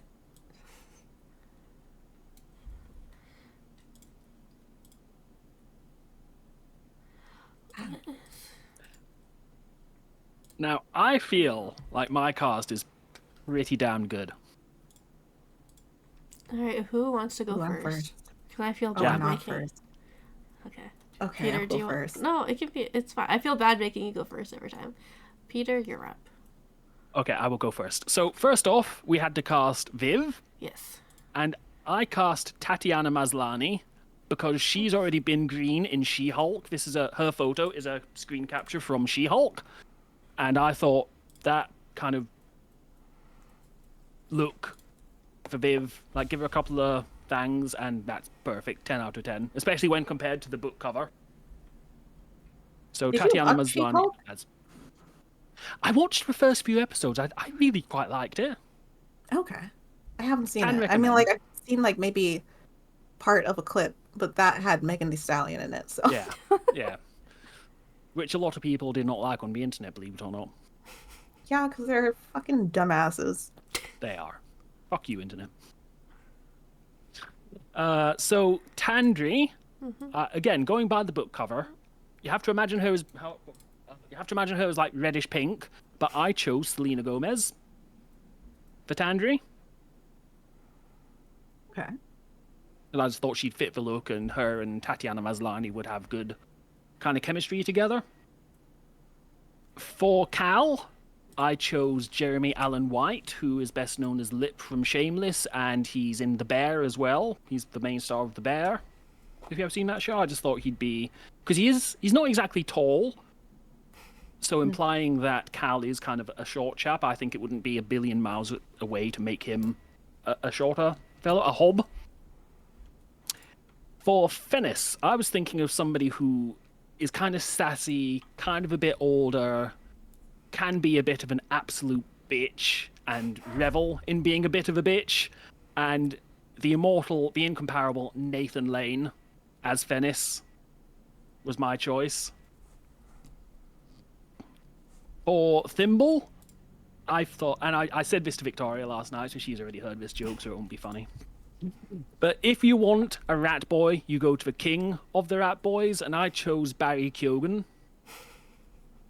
who we know for he was in that Netflix thing. Where he fucked a grave or something? Yes, he fucked a grave. So he's king of the rat boys, so get him in. Go back. That was my thought. And finally for Amity, I had 2 for this, but there's only 1 photo. The body motion for the motion capture of Amity, I chose Andy Serkis because he is the king of the motion capture, and in that picture, he kind of looks like he's being a cat, which is like he's just crawling along. But for the voice of Amity, I chose 3-time Academy Award winner Meryl Streep. Oh. And Amity doesn't really have a voice, but like the purring and the wailing and whatnot, I thought, get Meryl in, get her to make some cat noises. 3-time Academy Award winner, she'd do it.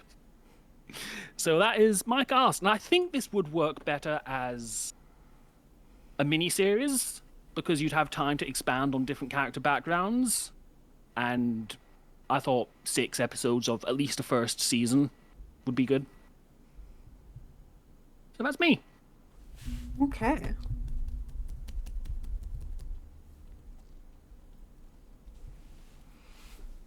Do you want me to go next, Jam, so you don't have to be so close to first?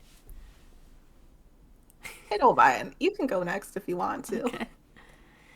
Alright. For Viv, I picked Michelle Rodriguez. Ooh. Sorry, Lola's staring me down. Because I loved her in the D&D movie. And so I want her to do a similar role.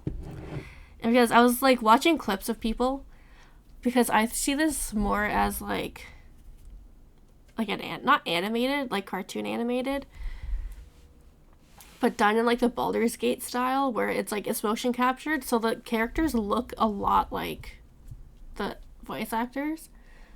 Mm-hmm. And so I think Michelle Rodriguez, and her voice is just perfect, because it's very like raspy and just very like orc-like, I think. And she is very muscular as well. Like, she could kick the shit out of somebody just by looking at them. So, I picked her. And for Tandri, I went back and forth between a couple people. I ended up with Emma Watson. Because I was like, I'm not going to lie, I think my brain confused Succubus and Siren for a second. And so I was like, she has to have a really nice voice. And so I was like, who has a voice that, like, you could just listen to them say pretty much anything? And I was like, Emma Watson, because her voice is like very soft, it's very pretty, but then Tandri does have those moments of having to be like a little more stern, and she can also do that, where you're like, oh shit, when she is mad, like, back up. Yeah. So I ended up with her. For Cal, he was like the very first person I cast. I went with Scott Patterson.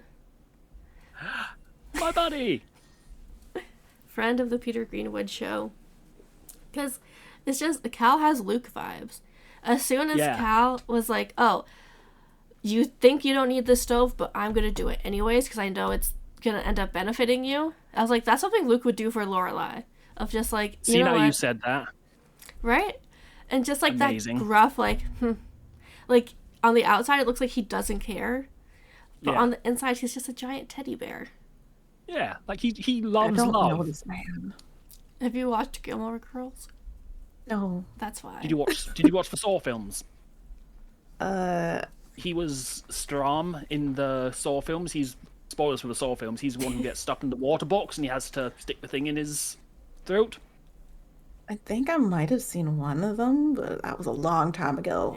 I don't even remember what Saw's about. He is in a new Canadian drama called Sullivan's Crossing. Yeah. Crossing Sullivan like Crossing, that. along those lines. Yeah. Yeah. It came up when I was looking for a picture of him. So yeah. That is excellent casting. Right.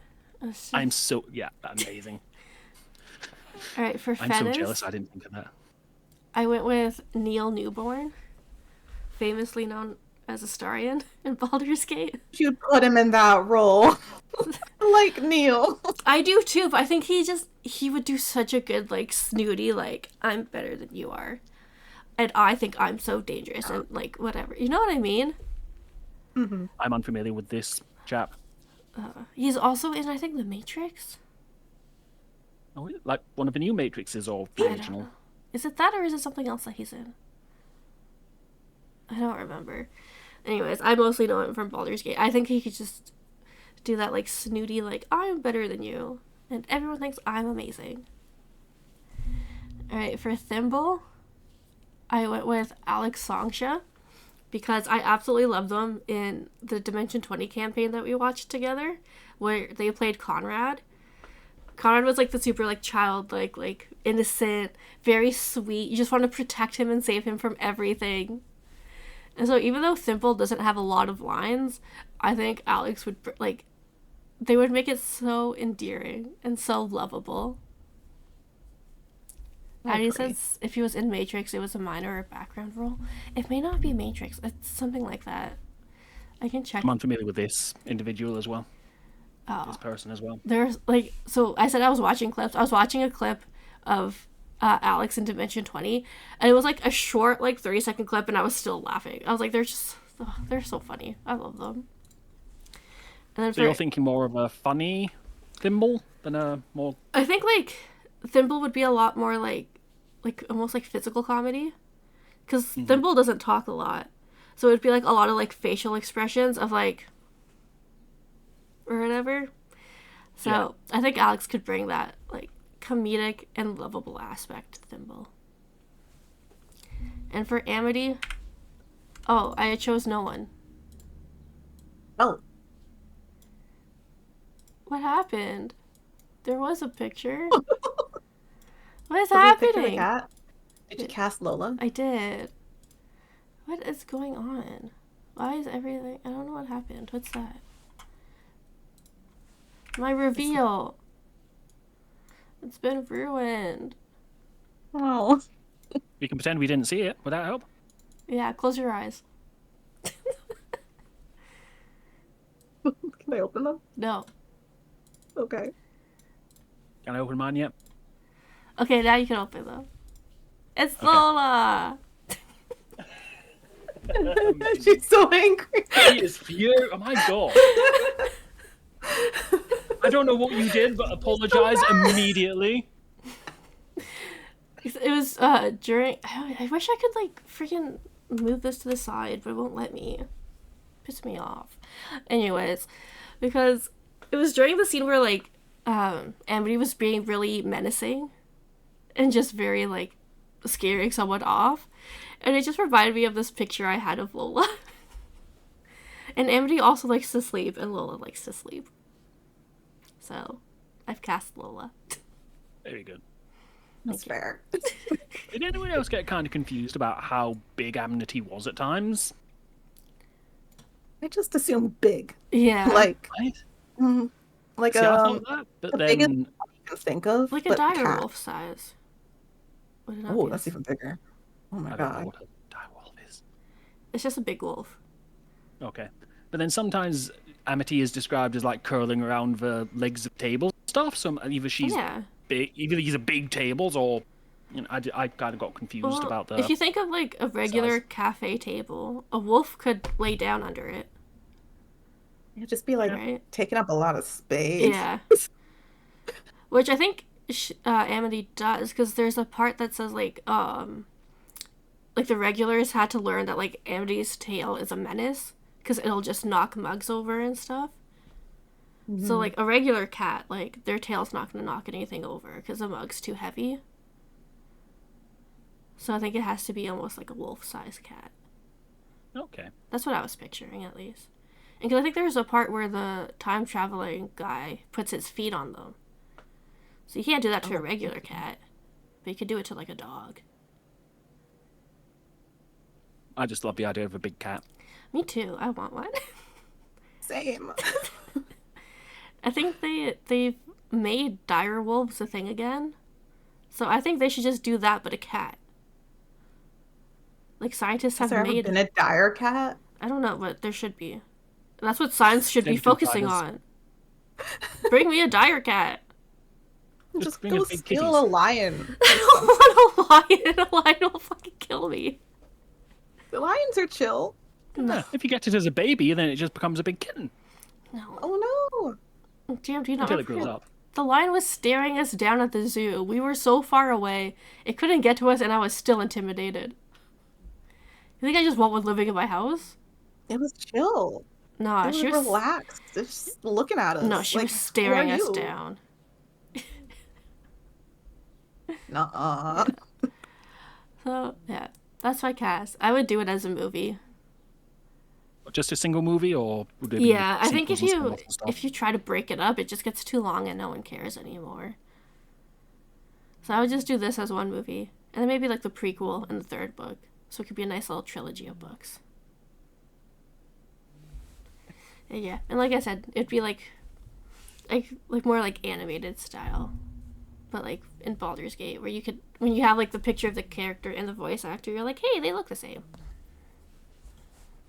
Because I think it'd be fun to have them all do motion cap. That'd be sick. Would be. Alrighty, Jam, you ready? I am ready. Okay. So for Viv, like I was also imagining this animated, but not like Baldur's Gate style, more of like League of Legends.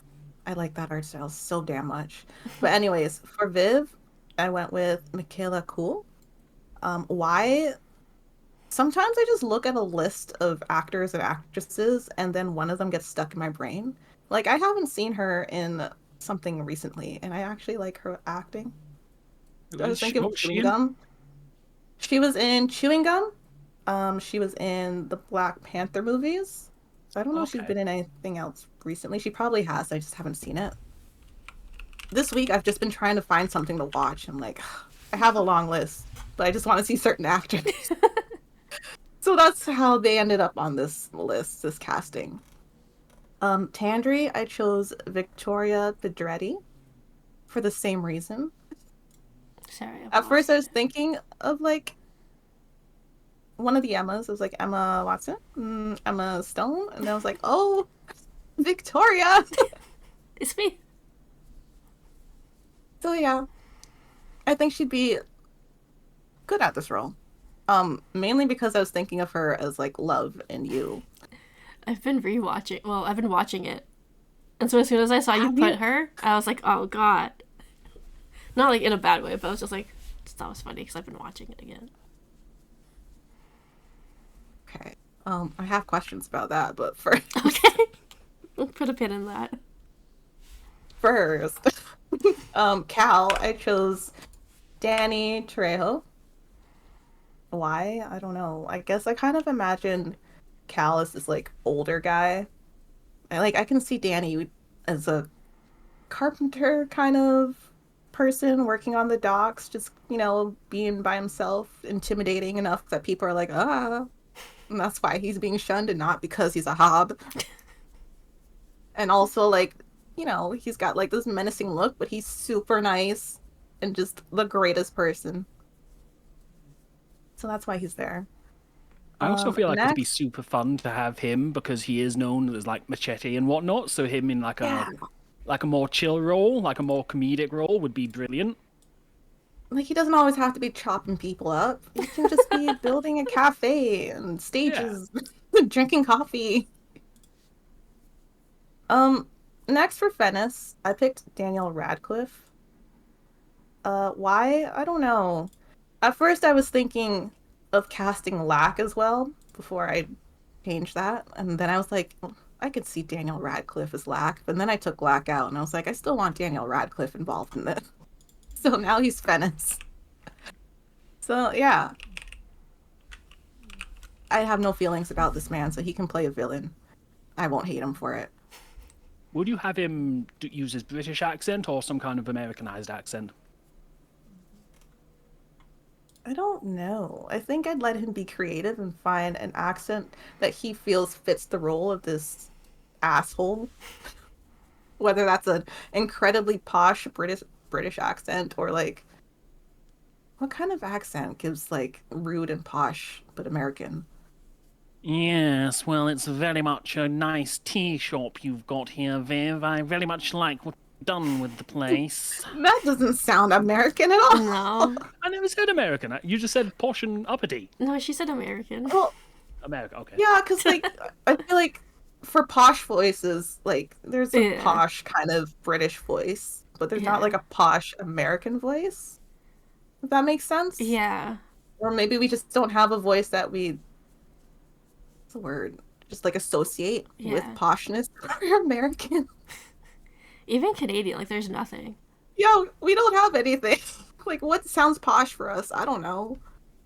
We just assume immediately British voice. Yeah. So we'd have to figure something out with that one. Yeah. Thimble, I just casted Remy from Ratatouille because if you give me a character that's humanoid but mostly animal characteristics, I have a very hard time visualizing what they would look like or who would voice them as a human. So I went with a rat that I know of, not personally, but a rat. And then for Amity, I just looked for a long-haired cat that kind of was, because Amity's like fur is described as sooty. So I found a cat that's kind of like dark, but not completely black. Just like, kind of menacing, kind of cute. Kind of like Salem from Sabrina the Teenage Witch. I haven't seen that in so long. I thought Salem was a black cat. Yeah. Yeah, Salem is a black cat and like a animatronic, and there's a clear difference between like when they have a physical cat on set and when they have like a puppet sitting talking. It's amazing. You had a question about America, but I can't remember Yeah. what it is. Is it about the not saying you're welcome thing? Yeah. Was that what it was? About the Oh yeah. If Yes. that's yeah. Sorry. Cal's Peter, you going. asked. I think so. Yeah. I remember you wanted. Yeah. I don't know. What was the question? Why do Americans say you're welcome often? And if not, why do they say or yup instead of saying Yeah. you're welcome? And I think it Because what the was fuck? because Peter said he was in. That's right. you Yes, were I was in Missouri. Yeah. Yeah. And so he wanted to know if it was like a Missouri thing or like like American, like all over America. Like if it was a Yeah. more localized thing or not. Yeah, because you watch it on TV and it's like, no problem, you're welcome, have a nice day Yeah. kind of thing. But when I encountered it, it was like, I will. Yeah. So we were wondering if the was Versus North? damn. It could be like a Midwestern thing, but Yeah. who knows? Thanks, Hell, it is Addie. the Midwest. Or South versus North. Alright, Jam, how are you producing this? How are you adapting the book? Oh, I would do a limited series for sure. Because there's some things that I would want to expand on, like maybe not a whole episode around it, but like I would want to look more into Tandree's past in university. Mm-hmm. Kind of have like an episode that kind of gives us more context on that instead of just like mentioning it in a line and then moving on. So limited series for sure. How many episodes? No. Oh no. Less than 10. Okay. I love it. I don't even know how long the episodes would be. At least 45 minutes, but I don't know, man. And in the animated style that you mentioned, are you filming like actors and whatnot on a set and then animating the characters, or is it all just CG computer image? I'm not sure. Like, I don't know how League did it. I think it was all just like, are you searching stuff? Yeah, Oh, I'm trying to find a picture of League. Of like Arcane. like I think they just drew it. I don't know if they had motion cap, but however they did it, I'm gonna do that. But I would want like the likeness of the actors to reflect the characters. Mm-hmm. Maybe not too heavily. Like I don't want to be like twinsies, but you'd be able to look at the character and be like, "Oh, I see where you're going with that." So that's what I'd want as well. I'd like mine to be like some things you would have to animate, but other things you can do in practical effects. Like you can put red makeup onto Tendry, and you can CG the like Viv as a bigger character. and like put Barry Keoghan into practical rat effects.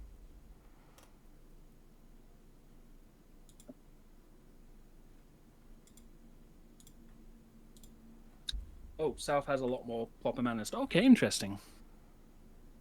So in Southern stores, you're more likely to get "You're welcome" and "Have a nice" stuff, whereas in the North, they are going to be like and piss me off. So is Missouri North or South? I think officially it's in the North, but it's more kind of a Southern state? Question mark. Like their more kind of attitude is as similar to a Southern state, if you will. That's what I thought. It gave me like Southern vibes. What? This? I'm gonna get so off topic. Like, how do you consider something a Southern state? I know for a fact it has nothing to do with geography because that shit doesn't make sense to me. No. Yeah. Or you just like go off vibes. Because like to me, like Missouri is like Southern vibes, but it's pretty much like in the same lateral as Colorado. Yeah. Which like it's nearly in the center of the U.S. I can't really say it's more southern geographically. Yeah. But I think it does count as the Midwest and a flyover state. But it's more east. It's more east than anything. Like it's middle, but more to the east rather than to I don't know. It's a little America's more. weird. Yeah, it is a little more east. I always make America, why are you more. like this? South is more a specific area than physically south. Okay, I thought it was like a line and like bloop bloop. See, this is why Canada's easier. We're all just yeah. It's this and then the territories. Yeah. Although there is kind of a definition. Provinces.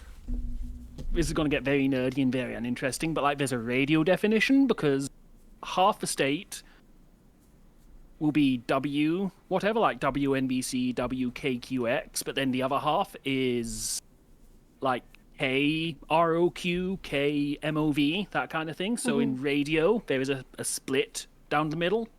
Is that what those letters mean? I thought it was just, I honestly just thought it was like a random. Or they're like, I like W. I never thought about it. But the like WNBC is it's not west, but it's over that way. But KROQ is on California, so that side is K's and W's. Interesting. I never knew that. I had no idea. Some stations do get their names from their call letters. Like again, in Missouri, there's a station called KPNT, and that became The Point because PNT. Yeah. So some stations do things like that. The Mason-Dixon line? Is that what the Mason-Dixon line? That's what, The Mason-Dixon line, south of that. I don't know what that is. Oh, I found a map. Ooh. Ooh. Yeah. Oops. I don't know where to put this. Do I put it on? I'll put it on stream, I guess. We're learning something new today, chat. This has nothing to do with the story. I think that's the best part. Not even a thing. Not even a. The West. How accurate is that map, though? I don't know. It came up when I googled the Mason-Dixon line. Seems very accurate. Northeast. The Midwest. The Midwest doesn't make sense. Like it's just so made Missouri up. is in the Midwest. The Midwest is center north. Central north. Yeah. See, because when I was in Missouri, I went on like a train tour, and it crossed down into Arkansas, and I wasn't paranoid, but I was there specifically to be in Missouri. Like all the documents said he's in Missouri, so I was like, I'm not going to get arrested if I go into on this train into Arkansas. They just show up and they're like, wait a second, you're not supposed to be here. All right. Okay. Oh, now we know. A fun little detour. Yeah. All right. You guys ready to rate the book? Second favorite time. Okay, just as a reminder or I guess maybe even for people who are watching this and don't know, we do this on a 10-star system. Number 1 is, I think just that like we wouldn't read it. Oh, we wouldn't have finished it if it wasn't for book club. We would have just given up and been like, fuck this book. 5 stars is you're neutral with no feelings. So you're not like positive or negative. It's just a book that exists that you have read. And 10 stars, I figured out how to do 10 stars, is you're telling everyone to read it. You're going to tell your friends to read it. Everyone has to read this book. So who wants to go first? Not me. Victoria? I feel like everyone's going to know what mine is. It gets 10 stars for me. It's a solid 10. Wow. Is that our first 10? I think it is. Yeah. Because, like, if our system is, I'm telling my friend, I have told people to read this book. I have given this book to Jam so that she could read it. I've been in Discord servers where people are like, I'm in, like, a reading slump. I want to get back into reading. What should I read? This is the book I recommend people.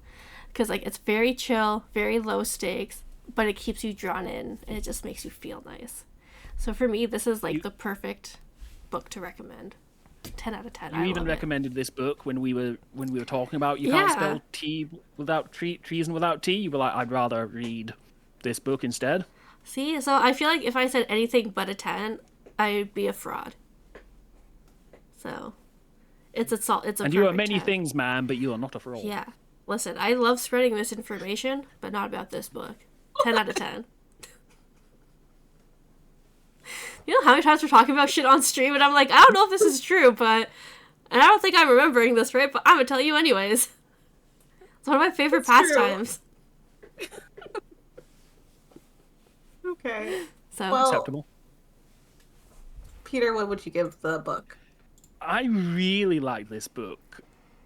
I do wish I would have read this before. You can't spell da-da-ba-da, habba-da-da, learn that one. I do wish I would have read this before. You can't spell treason without tea, because I did enjoy this a lot more than you can't spell treason without. Although I did enjoy that book as well. I think I gave that one like a 6 or a 7 or something. So I'm going to give this one a solid 8.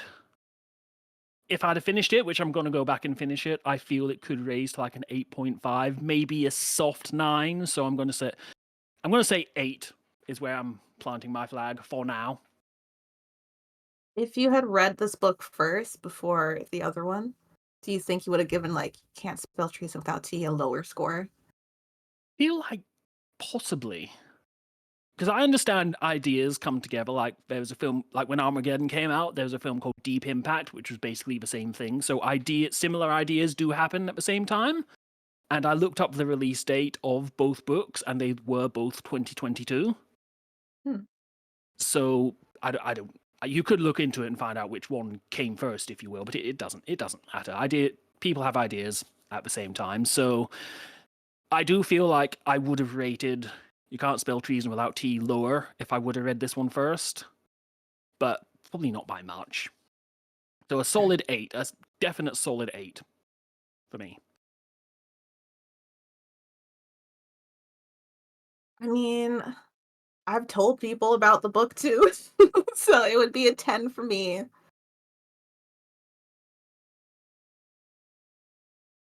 No, I mean it is, because like even in my own personal rating, I would give it like a 9.5 only because I wish they'd expand on like some things, but it's not like it honestly is a 10. I've reread the book and I've liked it just as much as before. It's cozy vibes. It gives exactly what I'm looking for. So like it's a 10. Is it a read? Like, will you read it again? Are you done with this book now, or will you be like, I am going to read this again, and within the next couple of years, do you think? Oh, definitely. Probably not for a while. Like, yeah. If I reread something, I want to have at least forgotten most of what happened. I don't remember when I read it. It was with like when Victoria had first given me a bunch of books. So like at least 2 years ago, a year and a half. Whenever I went to your mom's house for dinner, because I think that's when I brought them to you. I don't remember. Yeah, I don't remember what that was. It was between like 3 to 2 years ago, I think. Yeah. I don't know. Well, yeah, I think I read Something it last like that. year, so somewhere like that, or maybe before. I don't remember. No, because I read book 2 last Christmas. I don't remember. I don't remember anymore. Never mind. I see more misinformation. I'm just staying Spreading on misinformation. If you ever want to change your Twitter bio, like your Twitter name, like @miss_information. It's a great name. Perfect. Yeah. I think I will finish and reread this book at some point. I think I might get it in physical copy. You should. Yeah. I don't know where I get it, but you should get this one, the hardcover. That is an excellent cover. It has pretty sprayed edges, and this is nice and shiny. It's the logo. Oh, the sign. And then That's bibs lovely. on the back. I think this is shiny. And then there's this, which I'm guessing is lovely. Viv like getting to Thune for the first time. Yeah. And then there's this one. At the end of the book when it's winter time. It's actually so nice. Yeah. That is so lovely. That's such a lovely copy. So like I love this book Are there so any other? much. I have 2 copies of it. Hold on. I'll be right back. Copy 2 is very The other exciting. copy was the one I borrowed for a very long time. Was that copy similar? Now what you've seen? No, Both copies? it's paperback. Definitely Oh, so- a different vibe. That's the second one. Also, it's more like the cover art we have up there. Yeah. That's the first one. This is the first one. It's just like a glossy paperback. Yeah. But the second one I also have like this. Ooh. Because my brother got it for me for Christmas. Yeah. This is the art. Oh, Pretty. Yeah. it takes place in like a seaside town. Oh. That's a very nice. And then there's also Nice shiny art. pictures on the back. This is a letter. I know it's hard to see. It just looks like a blob. But I promise it's a Yeah. letter. And then... Oh.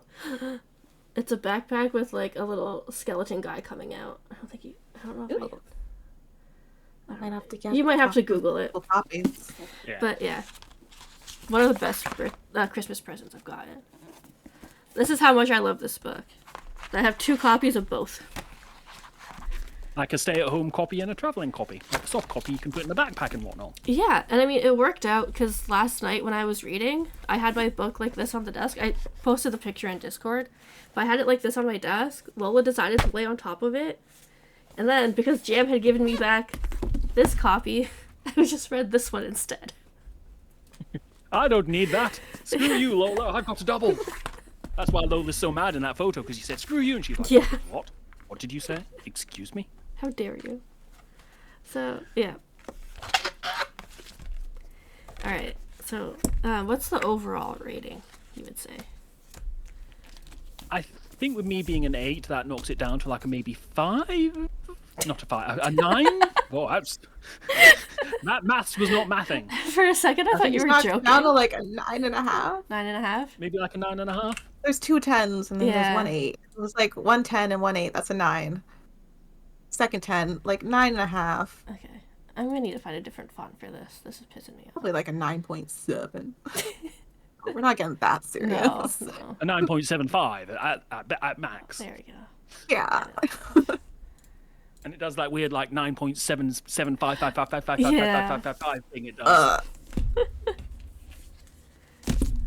I'm not... as I said, when I finish it, I'm not against. Probably, I feel like my rating will probably go up to like an 8.5. So I just feel like at the moment I'm a solid 8, but when Yeah. I'm done with it, I'm willing to accept it may rise because I did enjoy it very much. Would you read the other books in this series? I'm curious to read the other books because I do want to know what happens. Like I do want to know what happens with Viv and Tandri. But would you read it if it's not about Viv and Tandri? Because I don't think the third one is. I think it's about one of the characters from the first book. Or from the prologue. I feel like the world is interesting enough that you can find, like, the secondary characters in this first book became Yeah. almost main characters, so it is that kind of book that does grab you and make you interested. So if it's in I assume it will be in a similar style, so Yeah. I'm not against reading the next book. Yeah. I really like his writing style. So Yeah. It could even just be like a totally different universe, and I would still read whatever he wrote. Yeah. Is he writing? What did he? Was this his first book? I don't know. No idea. Let me see if I can find that. Travis Baldree. Wouldn't it be interesting if we could talk to Travis Baldree, if somebody had been to his website and found his contact address and was looking God, to that would invite be him so scary. What are you talking onto their about? show? What if somebody was to do that? Yeah. So I think this came out 2022. So it looks like there's something called Jumpin' Joey from 2013. I don't know what that is. It's a children's book of some sort. A whimsical tale of a young kangaroo trying to be like someone else. Okay, so And there's also an... Oh, never mind. I thought it was another book afterwards. That was his first book, and then he took 9 years to come out with this one? Well, that's like children's book. I think he also did a lot of like narration and stuff. Okay. So I think this was his first like, I don't want to say proper writing, but his first novel. Yeah. And I think for a first novel, it's pretty damn good. I think so.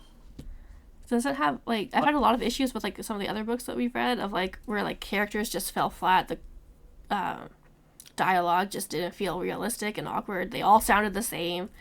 Or even just like my most nitpicky of the chapters being too short. These were good length chapters.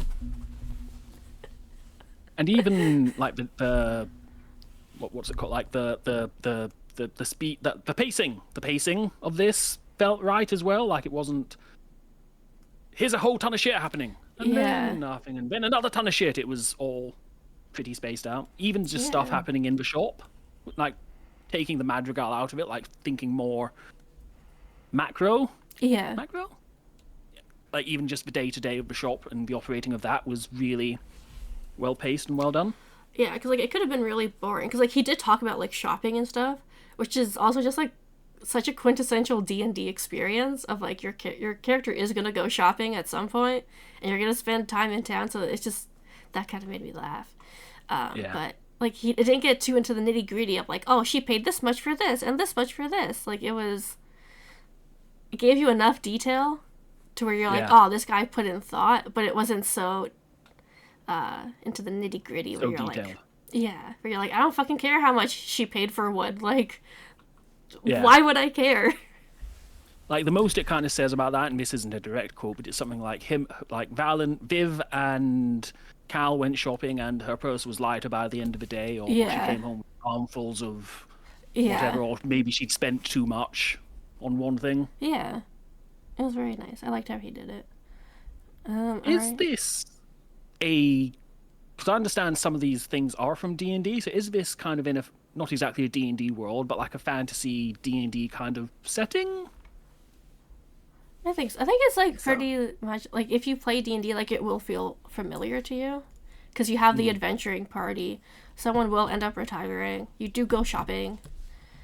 Like, You fight monsters. yeah. So I feel like it's like adjacent.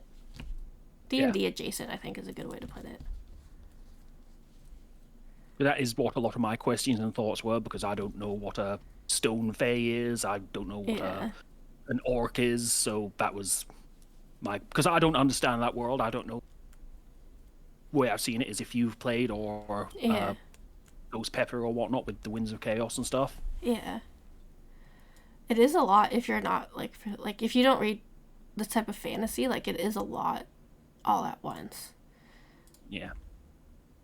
But even that didn't take me out of it, because there were still kind of grounded descriptions of them that weren't too in detail. It was like, oh, this person's a stone fae, this person's a hob, and it's like, okay, I get that kind of thing.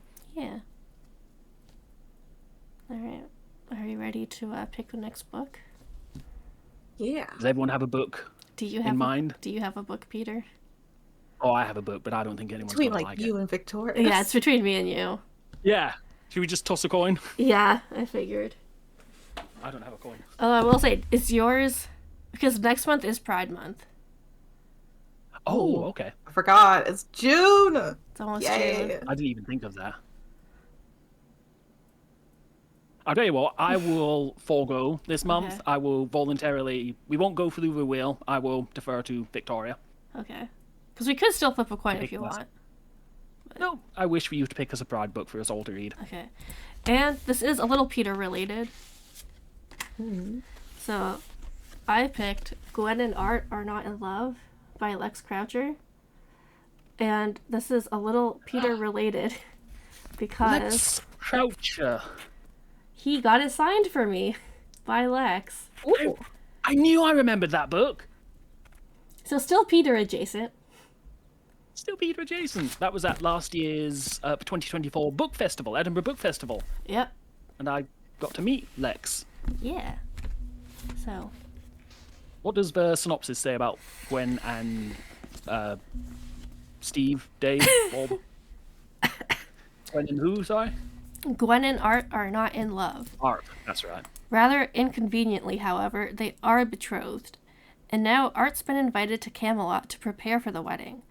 It's going to be a long, hot summer of jousts, feasts, and trying not to kill each other. Until Gwen catches Art kissing a stable boy, and Art digs up Gwen's breathless diary entries about the kingdom's only female knight, Lady Bridget Leclerc. Perhaps they'd make better allies than enemies. Maybe it's worth convincing everyone that they make a disgustingly perfect couple after all. But with Gwen growing closer to Bridget and Art drawn to Gwen's brother Gabriel, the path to true love is looking far from straight. Amazing. And I don't believe it was this book, but at that same book festival, Lex Croucher did win Young something of the year. Like she won a big award from the book festival, the Edinburgh Book Festival. Because there's a sticker that says shortlisted for YA Book Prize 2024. That might be it. I know she won an award because I videoed it. It's up on the and I sent you it as well. It's up on the YouTube channel. So if it's not this book, it's a book not far away from it. But this could be an award-winning book. It'll be interesting because I think I've read 2 other books by Lex. One of them I really liked. One of them I don't remember being super fond of. So we'll see. It's a toss-up. It'll be exciting. Yeah. So if you guys hate it, I'm not gonna be offended. It's fine. And it's on brand for Pride Month. Yeah. Which is amazing. How many pages is it? It does look thick, but the font's pretty big. Okay. I just need to know if I should start reading it the week before. Earlier in the month. It says Is that trick going to work? 420 pages. Okay. 420. That's not bad.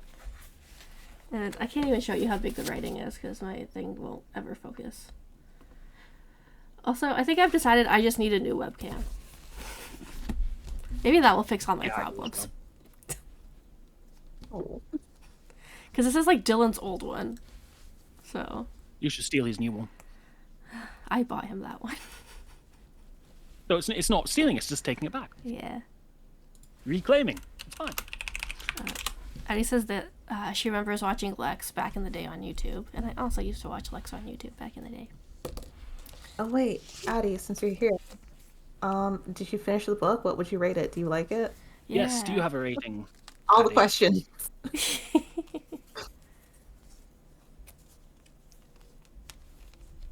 I'm also trying to look for like when I bought this webcam I have and how much it costs. Oh, thank you.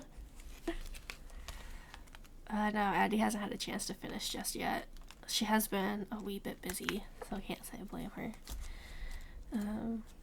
Okay, I'm trying to think of all the things so we can start wrapping this up.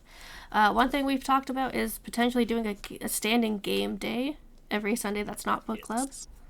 So follow all of us so you can watch us play games together. Yeah. Who wants to go first in their wrap up? Goodbye. Okay, I'm Blue Clovers. I never did the intro properly this time. My bad. I'm Blue Clovers. Sometimes I stream. I haven't streamed in like a week. It might have been 2 weeks. I have lost track of time. Anyways, I don't know what I'm gonna stream next. It's just, if you want that kind of inconsistency in your life, you should follow me. The end. Peter, you're next. I do weird shit, and it's kind of funny sometimes. I make people laugh once in a blue moon. I just DM'd you the video from 2024 Oh, thank you. with Lex at it.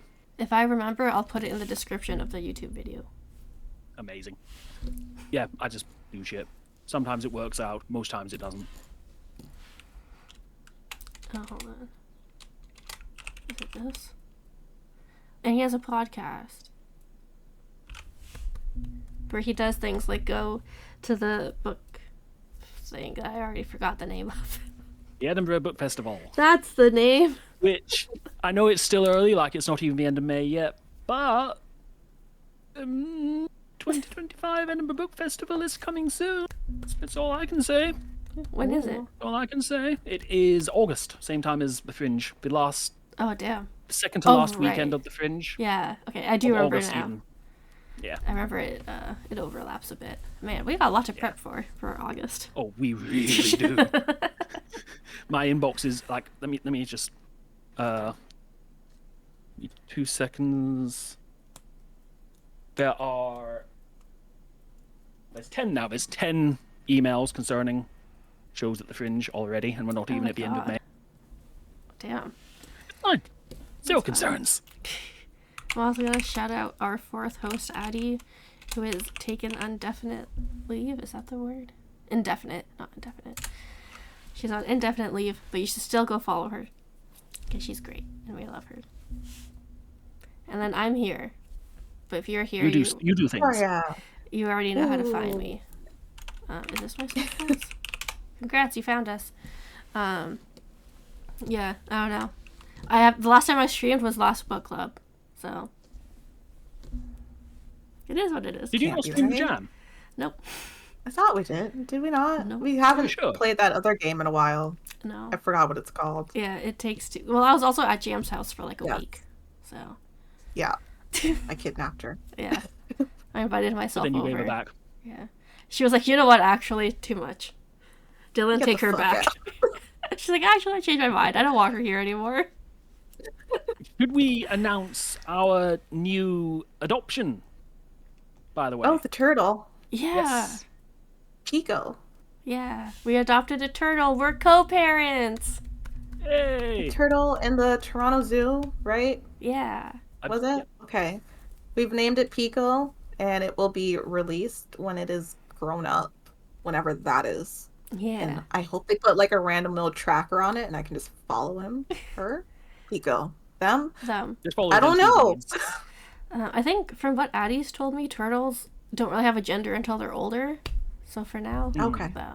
That's what I It's a- understand it to be as well. a Blandings turtle. I think they're mailing me something. So once I get that box, I'll save it for whichever book club is next, and we can unbox it together and see what they sent. Which is very Oh, yeah. exciting. Yeah. Alrighty. I think that's everything. Do you guys have anything else you want to shout out, or? Nah, Nope. nah, nothing. Okay. Who should we raid? Do you guys have anyone? I don't have anyone on. It's just you. Oh no. I have Sandrine playing I Guild need to Wars add 2. more people. All right, Peter. You're the only one with people. I have my friend Kat, but that's it. So. Let's go say hi to Kat. I was I gonna don't say, know go, Kat. you pick someone. I think I picked last time. You pick someone. Nah, we'll go see Kat. I want to go see Kat. I wish to meet a new person. Okay. But I'll still stand behind you because I'm shy. We may not get. Oh, Cat. Next meeting. Oh, Sorry. right. Oh, right. Sorry. Honestly, I saw a cat on Cat's stream and I got excited. I was like, ooh, I have to show you guys the cat. And I was about to raid immediately. Okay, yes. Sorry. Next meeting. June 29th is a Sunday.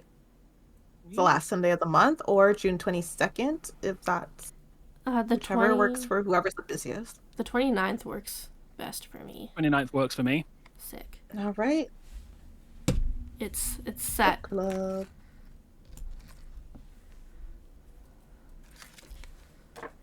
Book club exclamation mark. In the book club, we all book fam. Okay, Addie says, did you know the gender of a turtle is dependent on the temperature they are born at? I did not know that. That's wild. That's crazy. Do turtles live in eggs and then they hatch, or do they just come out fully? I believe I've seen turtle eggs. That's a thing, isn't it? Yeah. I've seen sea turtles. That's about it. Yeah. Other turtles just exist for me. Like, I've had other turtles, but I mean, I've only seen a sea turtle hatch. Oh, okay. Alrighty. Well, let's go raid Cat so we can all go eat, because me and Jam have shit to do later. And I would like to eat before that. Goodbye. Oh, that's right. This thing I'm not invited to. Great. Hey, take it up with Dylan and his friends. I will. I'm just here. I'm we gotta so meet hungry. New people. Yeah. Let's get out of here. Bye. Go. Everybody, bye. Okay, raid is in. End screen.